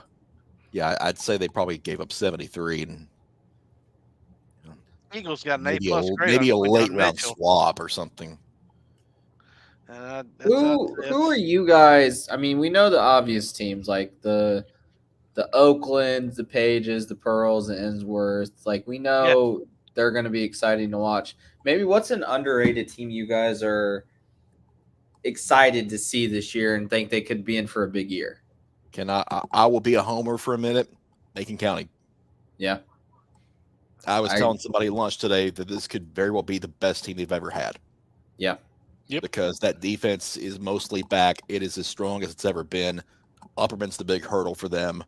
You know, Gabe Borders, who's been a Mr. Football finalist the last 2 years, he's back for his senior year. You know, they just need to find a way to get past Upperman one time. Yeah. And we could see them making a late November run. And that potential semifinal would be on the Ridge. Mm-hmm. For me, Ravenwood. I think Ravenwood, their kids. That wasn't one of the ones you listed, right? No. No. Okay, but I think that their kids are coming of age. I think they have a really good chance to be competitive in that Williamson County. Possibly even could win that this year. I think that Coach Hester, he's got things rocking. I don't know how Brentwood's going to be coming back with what they've lost. Yeah. So I think that was their biggest stumbling block. I think Ravenwood's got a really, really good chance to win that region. Yeah, there's two teams really, and one of them has been there and they just can't quite hardly get over the hurdle, and that's East Nashville. Yeah. I think East Nashville is a team that they're going to be a tough out regardless, and if they get another shot at Alcoa, it's just a matter of time before the ball bounces their way, and it only has to bounce their way one time. But I also want to mention Clarksville and James Dalrymple. One of the better running backs in our area. He'll be back with a vengeance. Over 1,000 yards last year. So a guy that if things go right, the Wildcats could definitely be 10-0 again, and he could be potentially in Mr. Football conversations. Yep. Another team that's out there that I think is going to be vastly improved is Gallatin. Yeah. Second year under Coach Gallatin Stroop. was fine. It's the second year under Coach Stroop. He's got a system in. He's getting his guys in. I think that he and Coach Crouch mentioned how good his son is at quarterback. I think they have a really good chance to. I agree with you. I still think Cookeville is the up and come is the king of that region, but I don't think it'll take as much to knock them off top of the hill as it did last year. Yeah. No, I think that region's actually kind of wide open with Harrison Edwards going to Lebanon. Greenhill's going to be good. Gallatin's going to be good. Gallatin's got a couple of holes that they got to figure out, especially on the defense side of the ball. And then Cookeville making their presence felt last year, and I don't think they're going anywhere. So that's a really good region, and the way that the Rutherford County region is set up this year, with Riverdale losing as much as they lost. That region could possibly take 3 out of 4 there. Who finished the second in that Rutherford region? Who we thinking early on? I think you got to lean Blackman because they had the most returning, but I would lean that way. I think Riverdale's really going to lean heavily on its defense. Like Jamari Smith is going to be really good, but offensively, DJ Taylor's going to have to lead the way. Yeah, DJ's going to have a huge year. Yeah. What about Sumner County? Starts with Beach. It's got to be Beach, right? I think it starts with Beach and ends with Beach. Yeah. Station Camp could be better. Better, but they're in a region that does not benefit them that well. No, it don't help Right. being in Porcone's region, that's for sure. But other than that, Liberty Creek, they got to find a replacement for Brian Rager. Mm-hmm. Yeah, that's going it's to a be hard thing to do. Westmoreland will be improved. That's another one that I think really Cooper will fly White under the radar. is a guy that good sized kid, 6'3", about 205, plays linebacker and running back for him. So they will be improved in a region that might not be that very good, honestly. Yeah. I mean, we can go ahead and kind of pencil in Robertson as the East Robertson show. Yes. Yeah. Springfield will likely be similar to what they were last year. Dustin Wilson's going to have a great defensive team like always, but not sure if he has the horses in the stable to put up enough points. It's just a more difficult region for them than it has been in recent years too, with Hendersonville and Beach and those teams in Henry County, and that's going to be really that's a challenge. White House Heritage is another team to watch in that area. Yep. It seems like on all these lists, they've got like a couple of players on there. And they got some size in the two brothers. Yeah. One of them, of course, is I think the one that's 6'10", I think is a basketball only. But the younger brother will be a freshman next year, and he's like 6'7" as a freshman. So just massive kids. What do you think of White House this year? No, we don't talk a whole lot about them. They opened up the season against Portland. It seems like they're kind of under the radar, maybe, because they had that really good team a couple of years ago with Rain and Blackburn. Mm-hmm. Yeah, and they were one of those teams that had just a tremendous athlete, and he kind of brought, it's a rising tide lifts all boats type of thing. He made that team better on both sides of the ball. Yeah, that honestly seems to be the case with White House. Is they will have a player or two that come through, and they will be very competitive. And then when they graduate, they kind of go into a rebuilding stage, which is sort of normal for a smaller middle, class team. Yeah, I mean, you look at that. What do you guys think about? Friendship this year.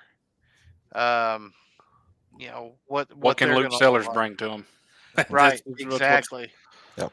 I mean, that's my understanding is I wonder if they'll throw the ball a little bit more with Walcott gone. Yeah. Or if they'll they still have the same line that they had a lot of size on that line. They will be very competitive on the defense side of the ball, I think. Yeah. They got Corlando back. They're good up front. I mean, you got Corlando and Caden Buchanan up front on both sides. I mean, it's hard to handle when you have somebody that is as good with footwork and athleticism like Corlando, and then somebody as massive as Buchanan that is 6'4", 305 as a sophomore. So.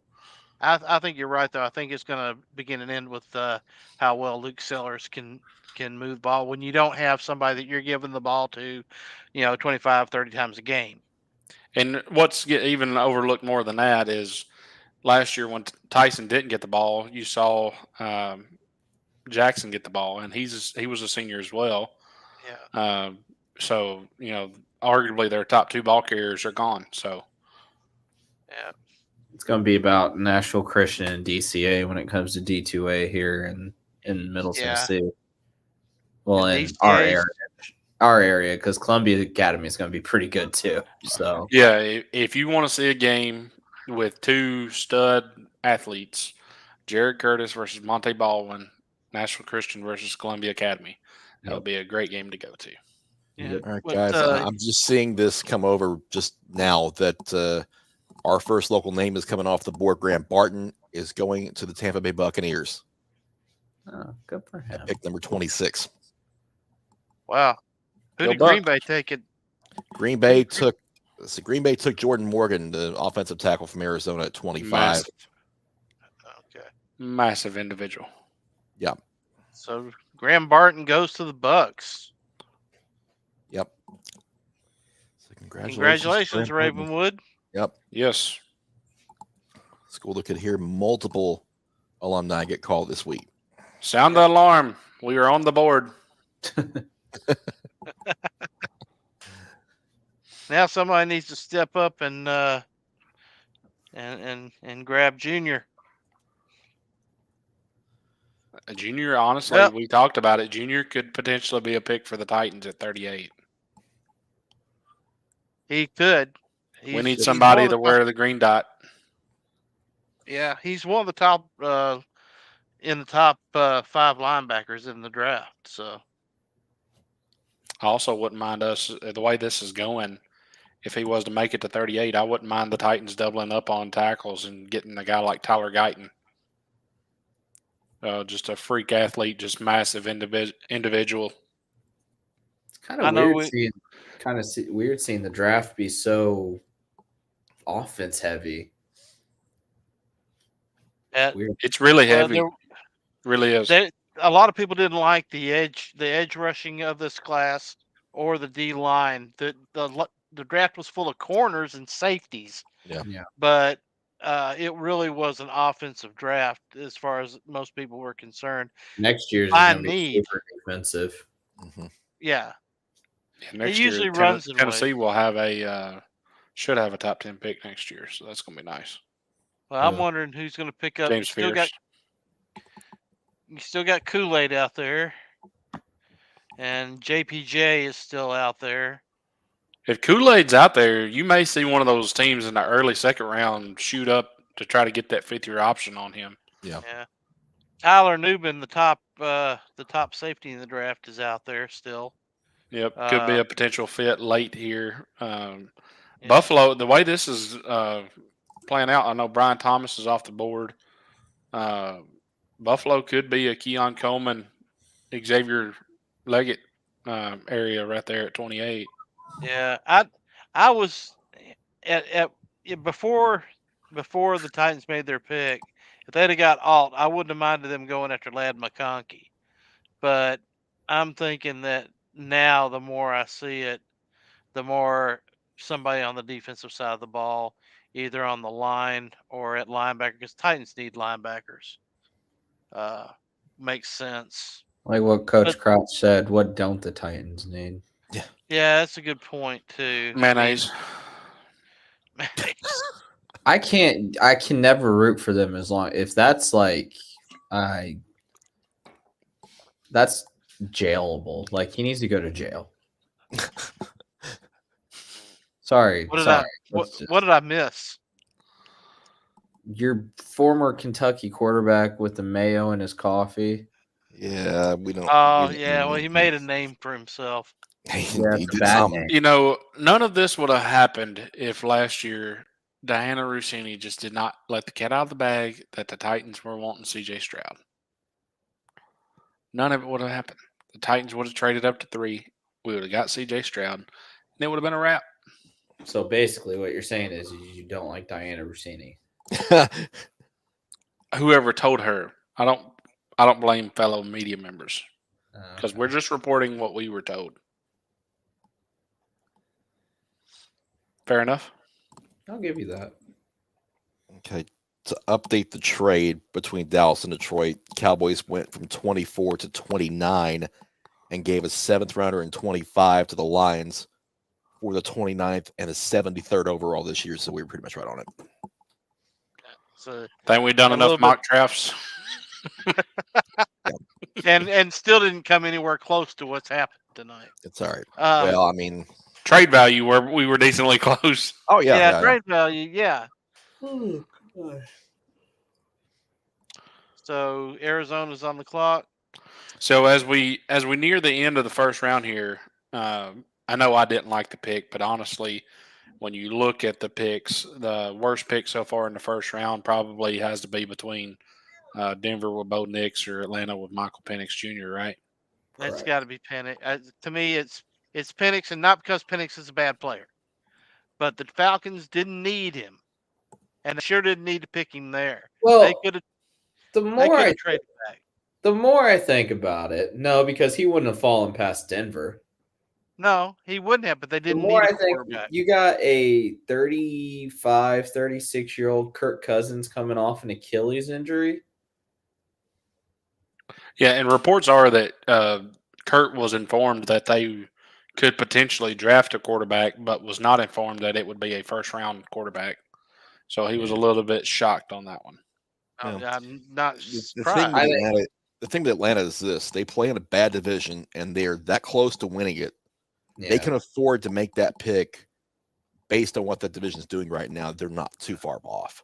I mean, Yeah. you Yeah, have I a s- safety I net still- for Cousins. You've got your quarterback of the future. You Use got the your rest of weapons. this draft to If he's even halfway, like if he's 80% healthy, they still have the best quarterback in that division with Kirk Yes. Cousins. And I still think that I don't know that I would have taken it there, but I think it's more. I would call it more malpractice than Denver panicking because Denver.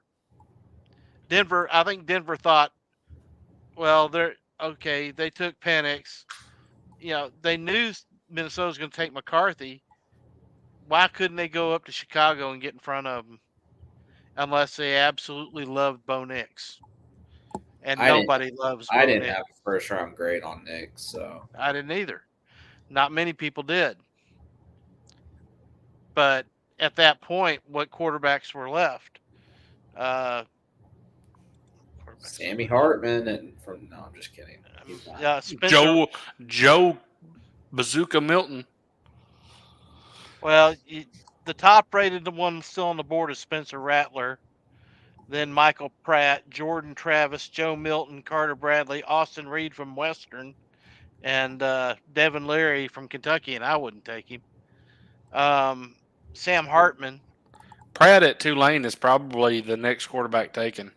Who do we think from our coverage area do we think gets drafted in next year's draft?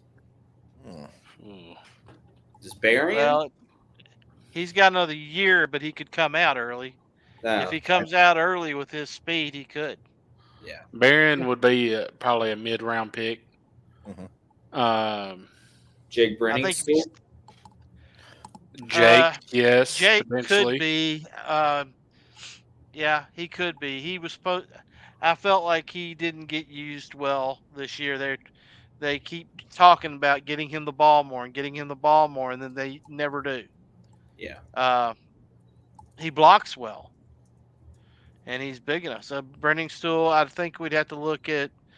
I think there's an offensive lineman out there that I'm missing, but. Hey, and they showed a picture of Graham with the Ravenwood uniform on. How about that? There you go. Hey. They're talking about his love for lacrosse.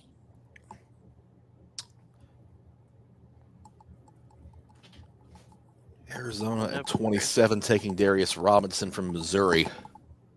That's limiting the Titans at 38. The Titans, if they were drafting on needs at 38, edge, linebacker, receiver, those are the big ones there for the Titans. Yeah, Cam, are you the kind of guy that cares about who the Titans draft in round 5? Yes. I'm the kind of guy that will watch the highlight packages on the guy that they draft in round 5, yeah. That's sad. So I'm also the guy that is watching the last round of the draft, and I'm picking out who do we want to sign as undrafted free agents. Yeah. So we talked to Ethan early, and he mentioned Derek Barnett. Mm-hmm. Yes. Derek Barnett went number 14 to the Eagles in 2017. Graham Barton's the highest drafted player from this area since Barnett. Okay. I'm just trying to think of guys from our area that will be draft eligible next year. Joe, you were talking about guys from our area. You've spent the last month or so putting together lists of players that are coming back this next year. Yeah.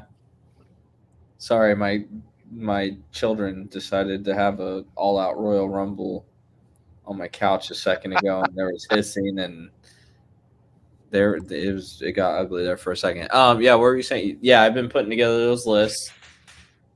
The area is loaded. It's gonna be. I thought last year was really good talent wise. This year is gonna be ridiculous. I know we didn't rank them; we just kind of put them out there. But if Yeah, let's you want to talk a little bit about some of the positions and maybe who are ones that to look at. I mean, the quarterback starts out pretty solid. You're talking McIntyre and yeah. I think Curtis.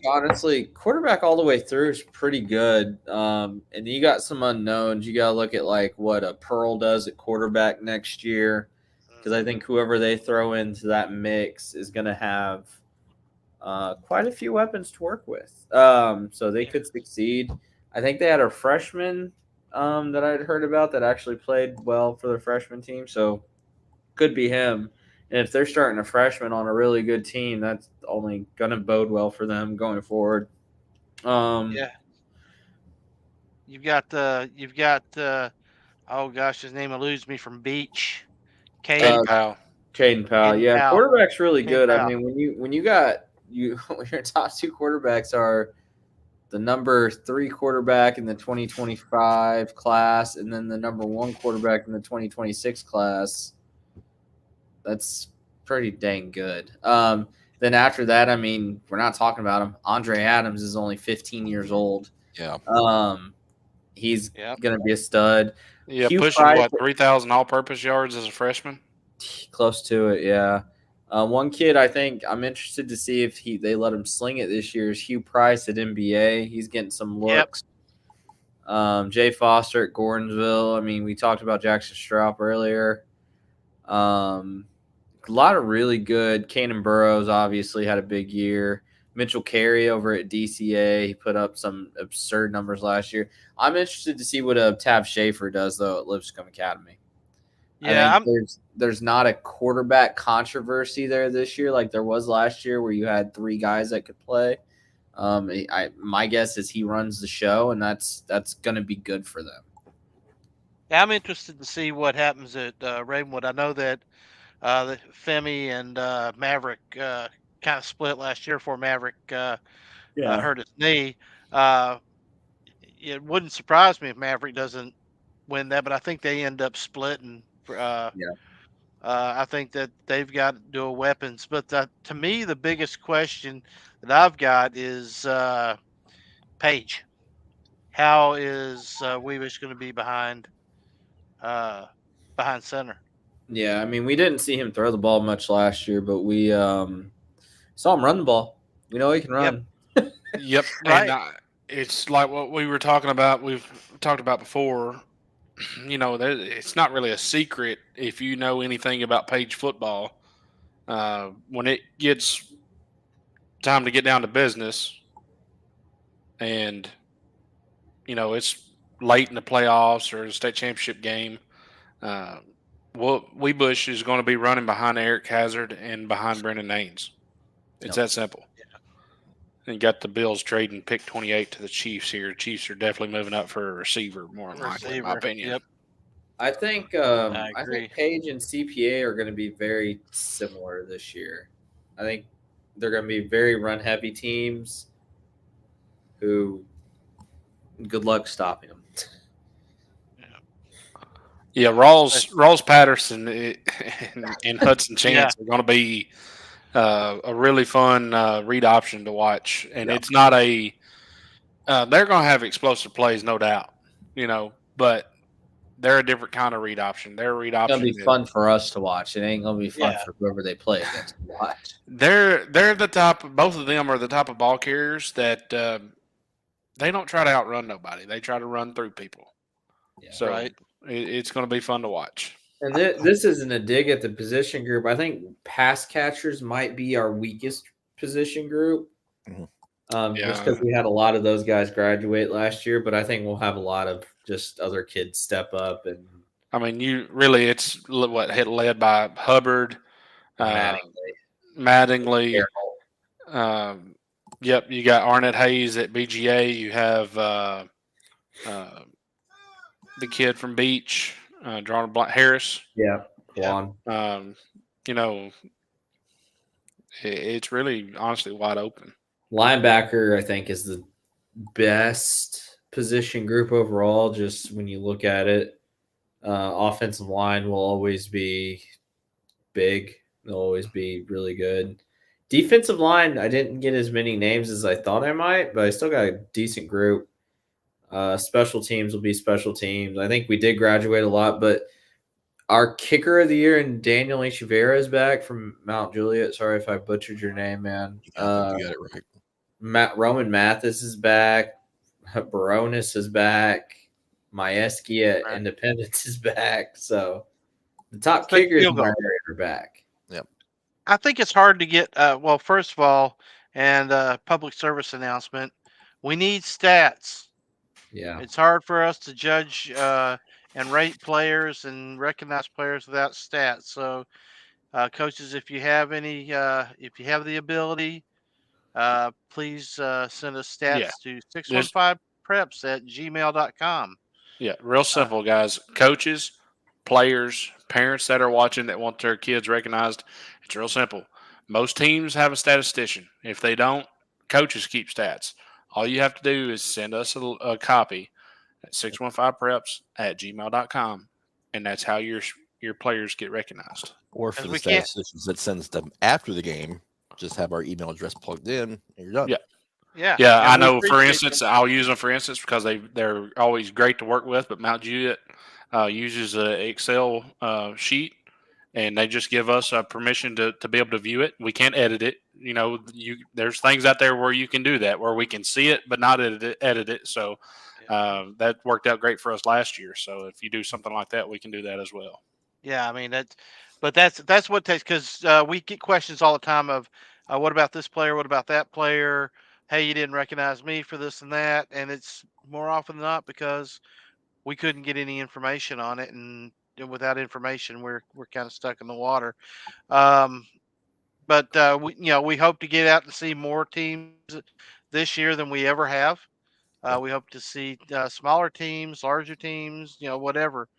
We'd Yeah, like we to get mentioned it out. earlier in the show, but we have more staff available this year than we've had in some time. So we're excited about that and about being able to cover more action for you guys.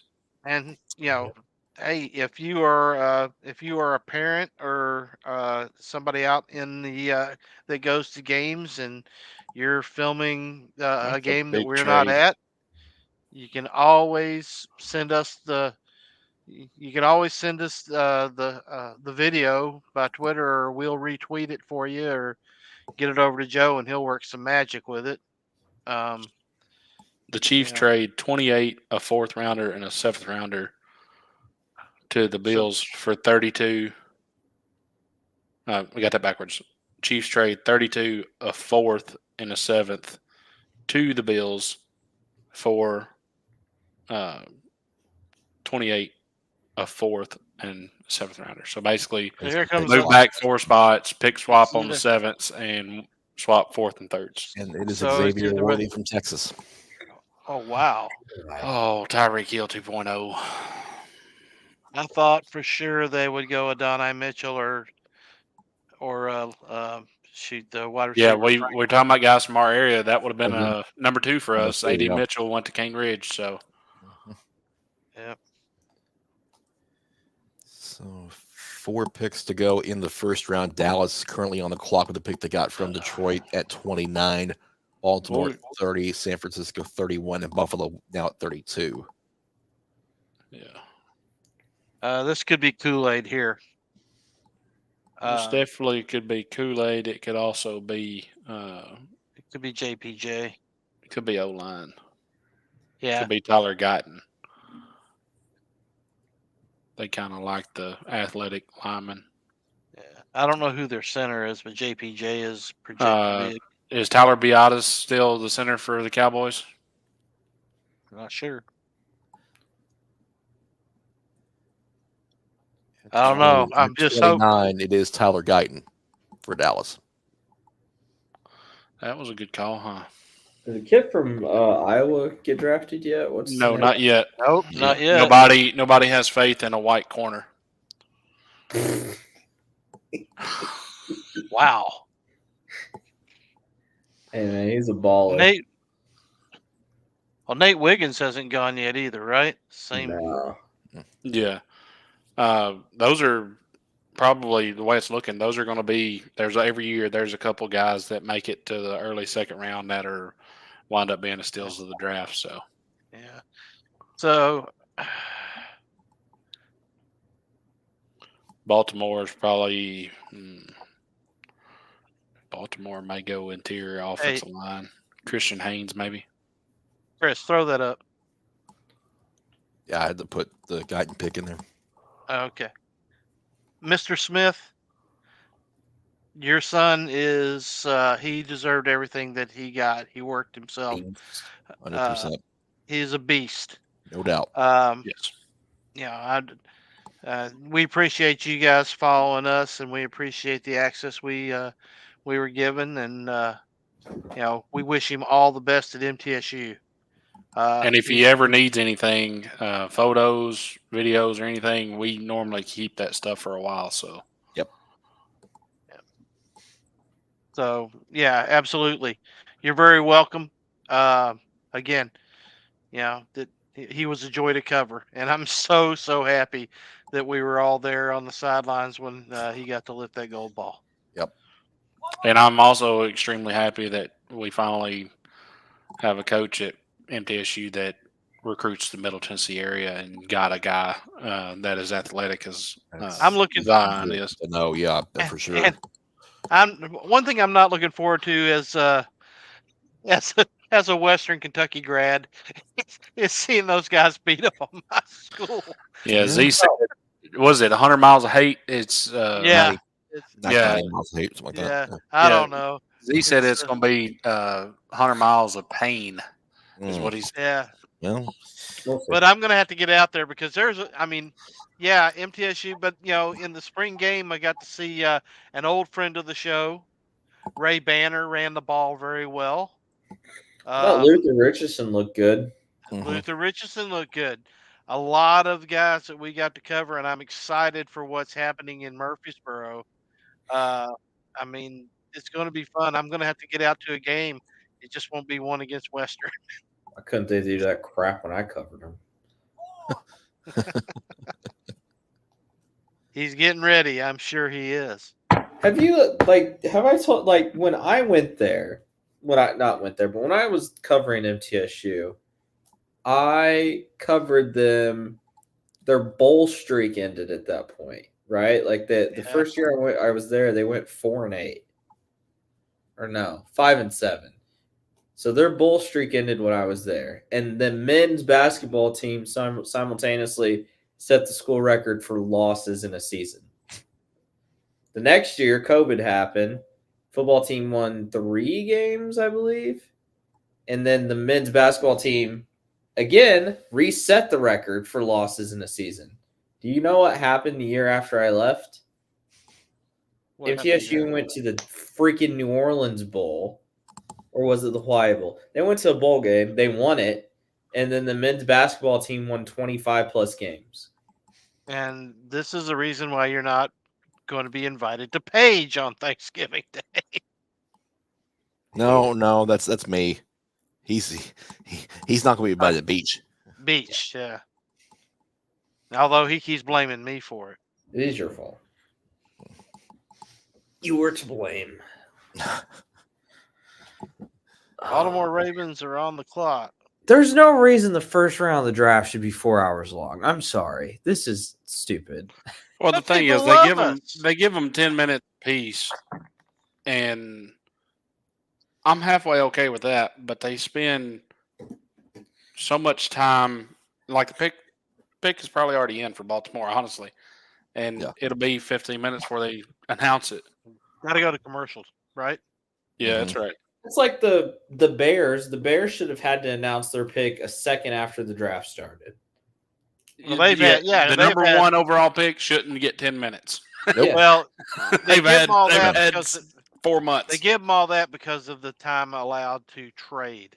But yes, you're right. I mean, you've had all day to trade. Yeah, but you can trade the picks before. This is true. Yeah. Yeah. Last year, the Bears and the Panthers traded 2 months before the draft. Mhm. Yeah. I just miss the days when they would show the highlights of the players, and that's all you got afterwards. Show the highlights. Yeah. I mean, the interview is okay, but I don't need to know. I Well, don't need all the And two, distractions. think about this: there were not as many players that took invites to go to the draft in person this year. Well, nobody wants to be. Thinking we had 35, 40 players that might be in the green room waiting. Yeah. Well, what I've seen is, I guess, any time that they've done the outside draft, the green room really isn't inside anywhere. It's just basically behind a canopy back there. Yeah. What do you think of Reggie Bush getting his Heisman back? It was time. It's been Yeah. past time. Never should have got it taken away. Yeah. I mean, Yeah. you can't. I don't see how you can punish the player there. Well, he. I mean, was he is. given a. I mean, Yeah, but he's technically, he did break the arguably a rule. top 10 college player of all time. Yeah, but I mean, he still technically broke the rules. Did the cat just knock over the trash can or something? No, they're just running around and they're like They got the zoomies. they're really chasing each other. They hit the cat tunnel, and they sent it flying. And now they've hit the after dark portion. Yeah. Of the show. Ravens. I almost said the it. Raven pick here would be ironic if it's Adisa Isaac. I think they go with.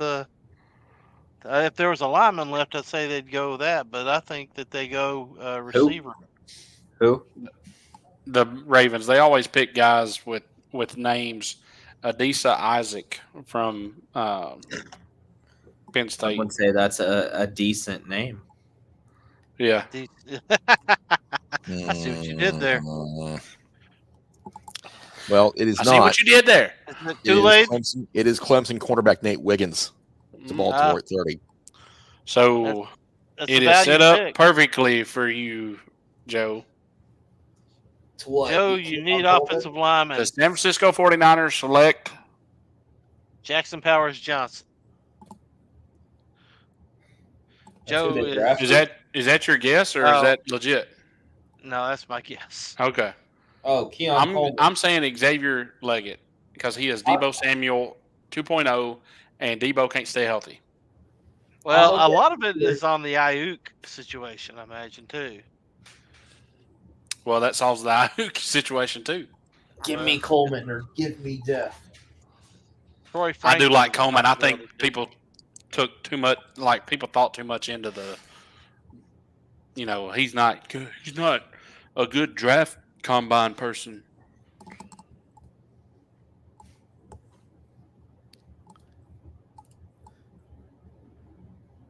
Adisa Isaac, is that who you said? Yeah. Cam? Okay, edge rusher out of Penn State. There are a lot of Penn State players are in this draft early. Yeah, but they're pretty much done now. Chop Robinson's already gone. Yeah, he went to Miami.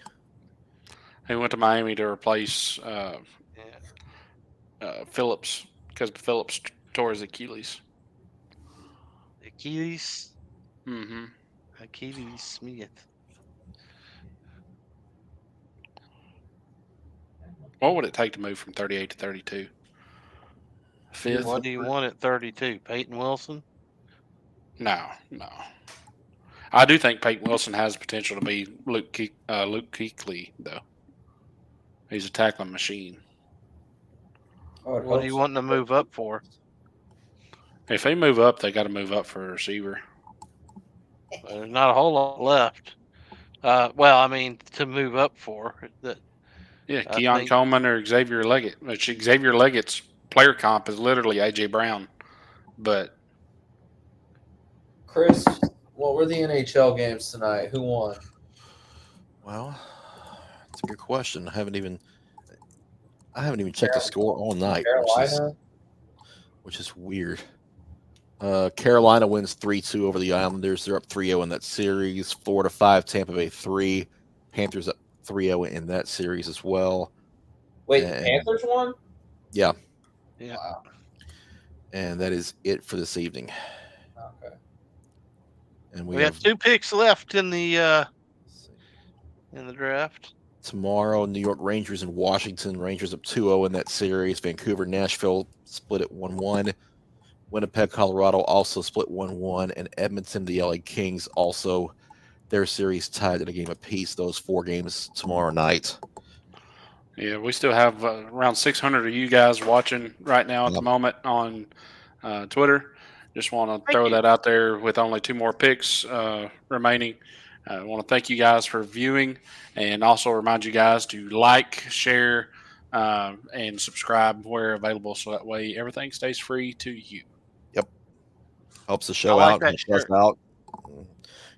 Good metrics are growing, and that's what we're looking for here. So, thank you all for hanging out with us tonight. We got a few more minutes to go before we'll wrap things up here. It's been a fun night. Joe's pick here. Yeah, it's been a fun night. Had a lot of good guests, and we appreciate them coming definitely. on. That was really, really nice. And the great thing is that as we go along, we have even more content and even more news. And if you missed to anything share from with you tonight's later. show, honestly, we'll have some clips that'll be out, periodically through the next little bit too. So we'll get some highlights out. Does that mean that y'all are going to show a clip of my reaction to the pick? You know it. Yes, That's going to be my Christmas know it. card. Are you kidding me?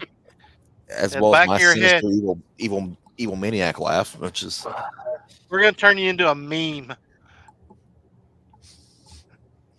Oh, look, it's Tiger Lily. Sorry, you came across it like you were wearing a headdress for a moment. Hey, I watched Peter Pan. 49ers still have not selected. They hate me. They're like, How we do you want to keep show Joe in win. suspense? the pick is in now for San Francisco. The pick is in. So no trade coming there. Thank God.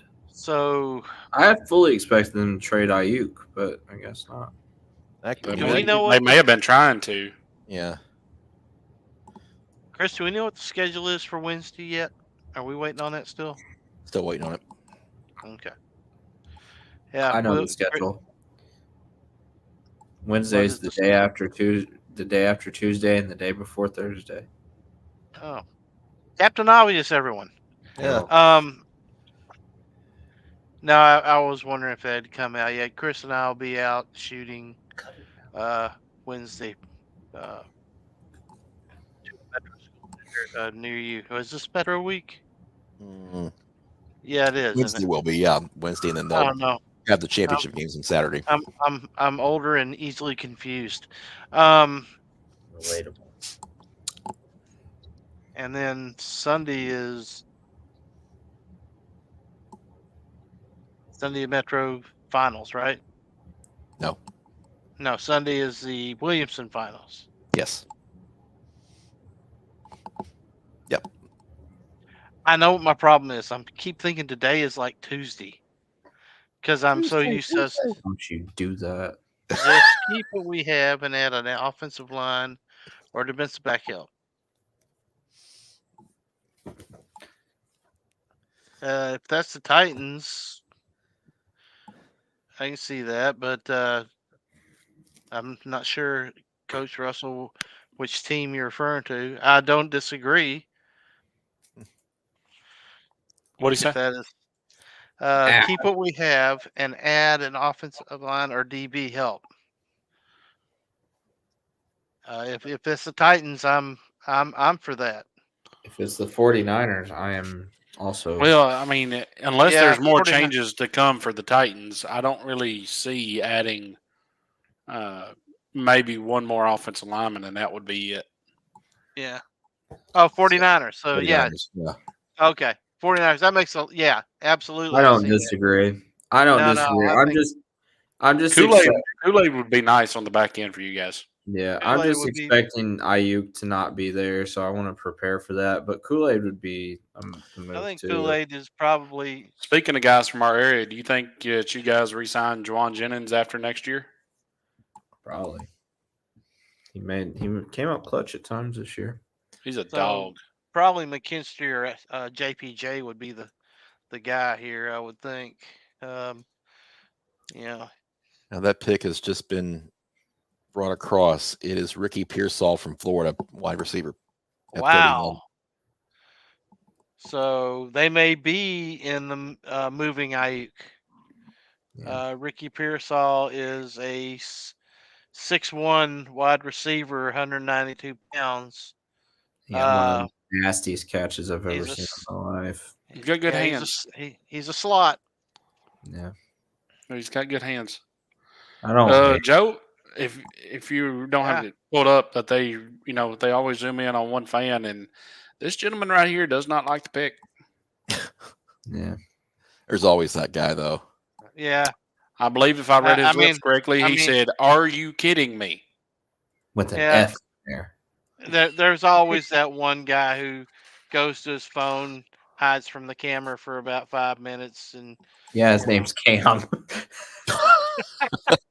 Right, you gotta do what you gotta do.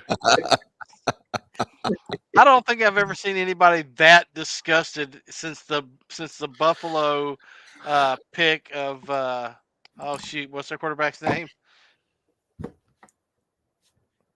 Come on. I almost had a Allen? reaction, Yeah, like the Josh Allen pick. One guy just went apoplectic, and I almost another had a one- reaction like Mad Mel on Pat McAfee when they drafted Jordan Love. I had one similar to that when the Lions drafted Tease Tabor from Florida in the second round. You got mad about a second round pick? Yeah, because he was god awful. Well, We he get was it, a Joe. tease. You're not used to drafting Change because his y'all name to always Tease just trade Nuts. your draft picks. So What was that, Cam?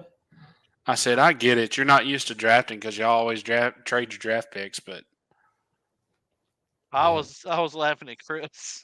We always are in the Super Bowl, and look at where the Titans are at. yep. And you can't win it though, can you? The seller. The seller. We're not the seller. We're not picking number one. Not yet. They're not Yes. Chicago. Yeah, we're not Chicago or Carolina. or Carolina. Carolina's who- traded up to 32, and they did Carolina- not trade. I don't care. I don't It care shows who they you did are. not trade 33. So Carolina's the worst team, Exactly. and it's not even remotely close.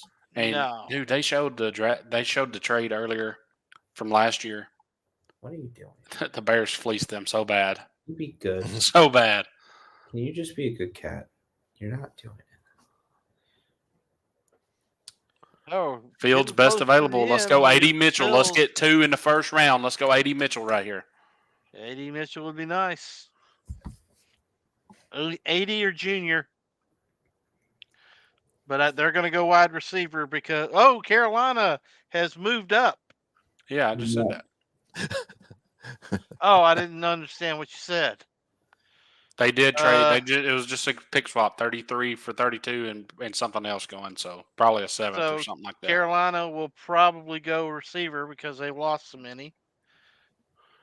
So you're right. Well, they did take Mingo last year, so Yeah, but I don't think they believe in Mingo.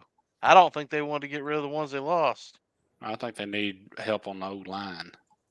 Oh, there's no doubt they need help on the O line, but I think They need want to help get weapons. everywhere.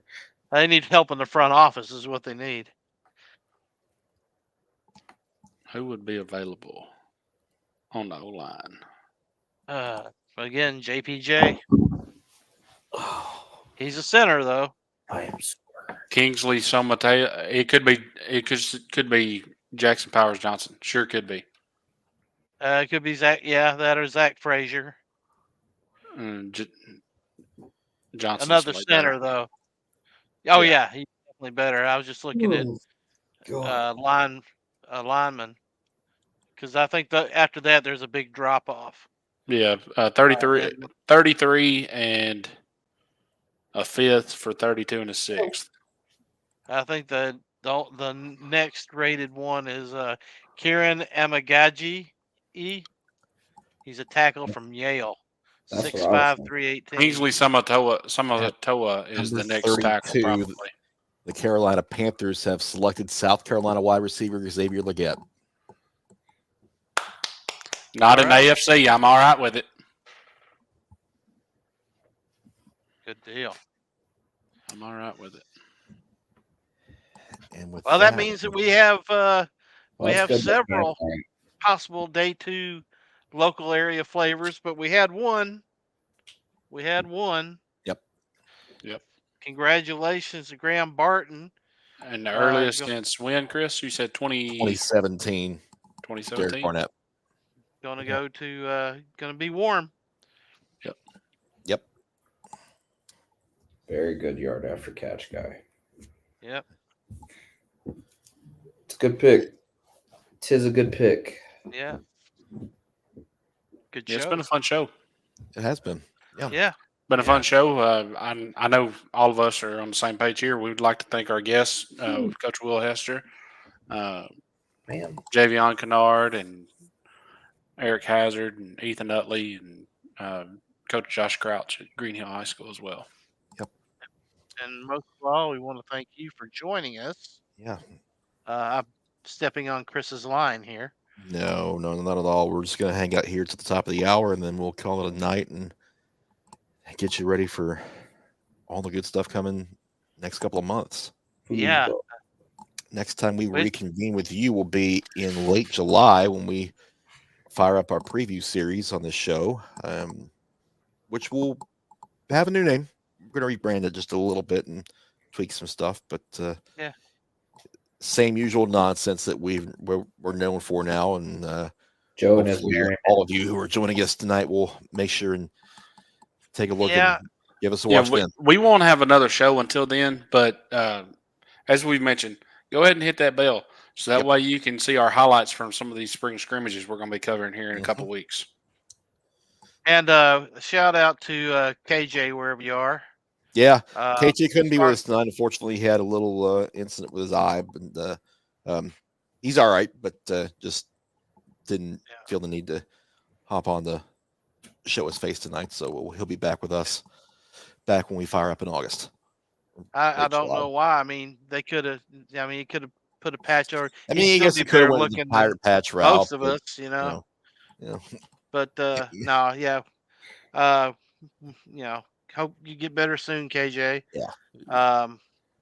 You're an integral part of the crew, and so are we got a lot of Isaac and Kevin, all you guys. You guys mean more to us than you know. And to our interns coming up, buckle up. It's going to be a bumpy ride. Well, that sounds ominous. It's going to be fun. That's fair. I'll give you that. That's why you ride the roller coaster, man. Carousel ain't fun. I'm a big roller coaster fan.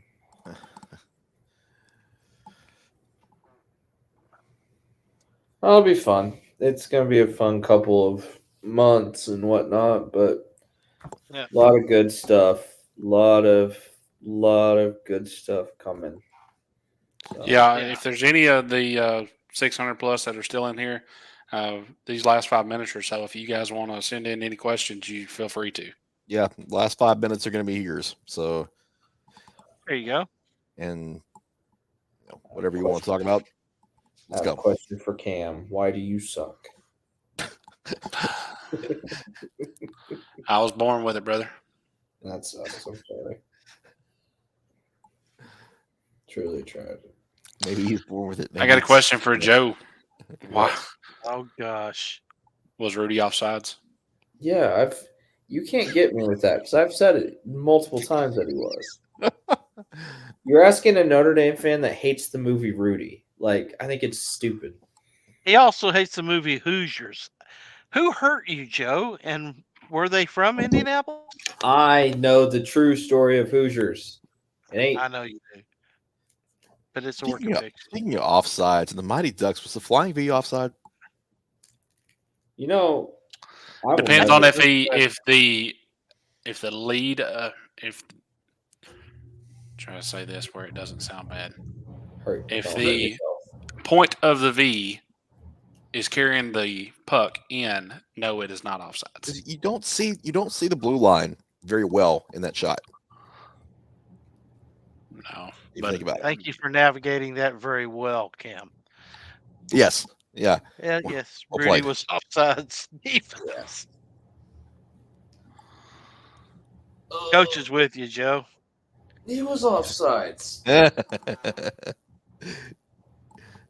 He got carried off as a joke. Nobody actually wanted to carry him off. The crowd didn't chant for Rudy. The players chanted for him. It's a whole ordeal. who is the better one-time hero story, Rudy or Vince Papale? Huh?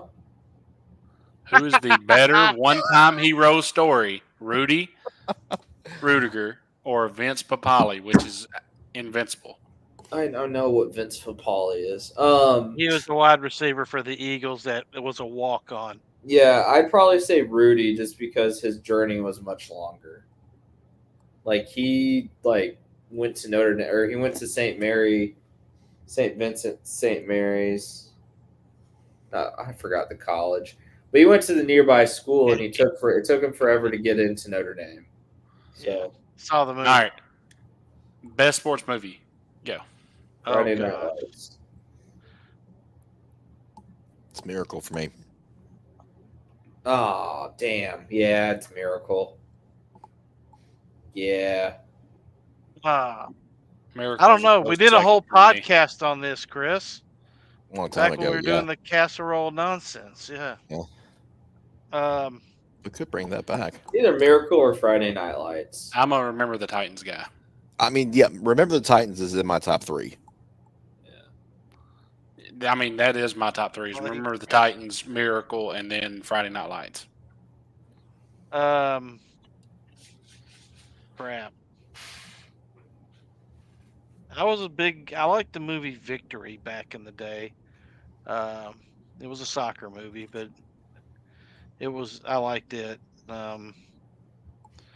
If you can buy Sylvester Stallone as a goalkeeper. That's hard. I'm trying to remember all the sports movies there is.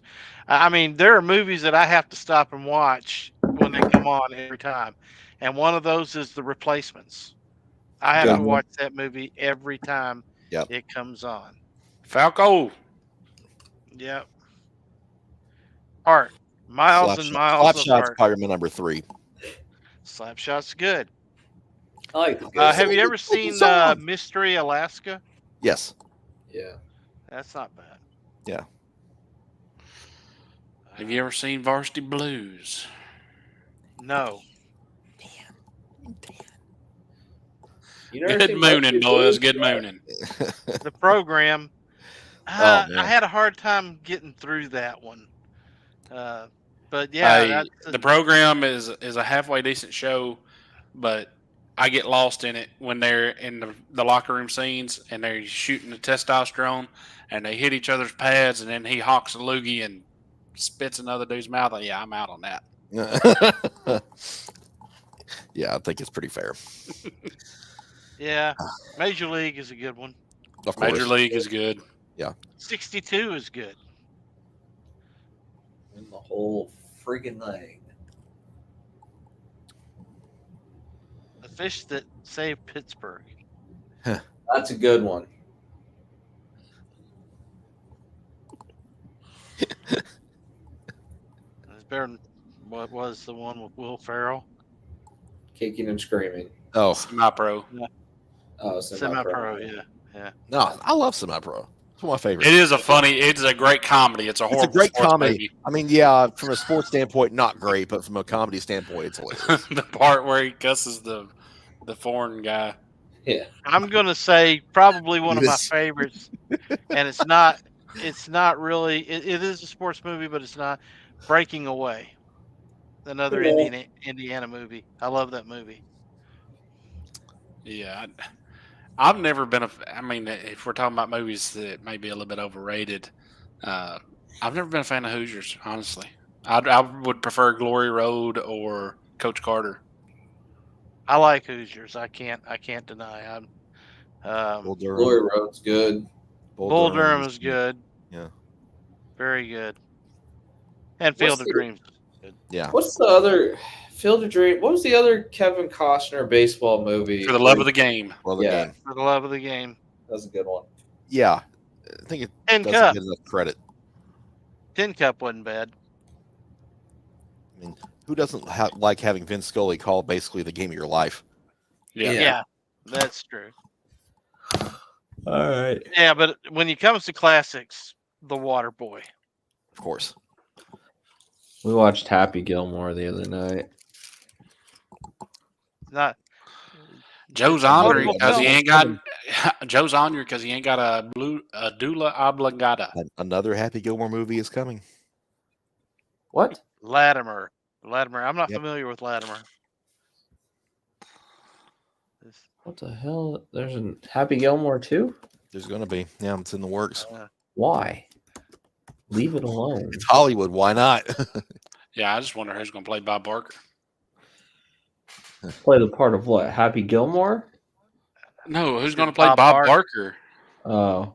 Well, He's but dead. nobody says Bob Barker's dead.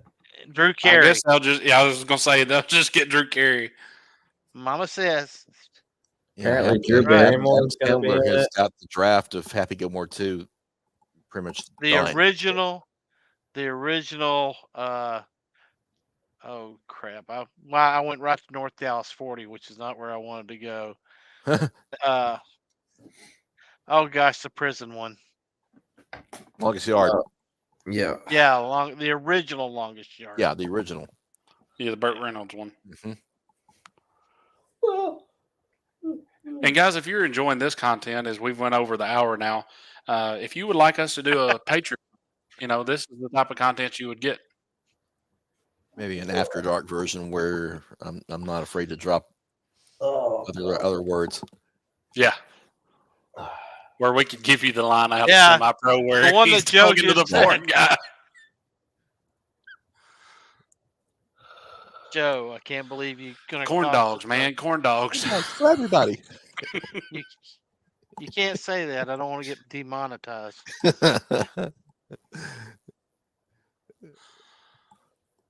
All right. Guys, it's been fun. It's been a good night. Really enjoyed having the conversations with everybody. And thank you to all of you guys who have hung out with us for the better part of 4 hours. And obviously we'll do this again next year. But time to call it a night and get us ready for Friday so the Preds can win another game. Yep. Go up 2-1 on Joe's it. Canucks. yeah, we're screwed. Joe, I think you would have a better chance if you were in net. Probably. Yeah. But your overconfidence just makes me happy for when you guys lose. Your lack of faith is disturbing. All right. That's probably a good place to cut this thing off. So for Joe, who is now only in 4% of the screen, for Cam, for Scott, and for all the rest of us at 615 Preps, have a great rest of the night, everyone, and we'll talk to you soon. See ya. Yeah. Love you, Pat.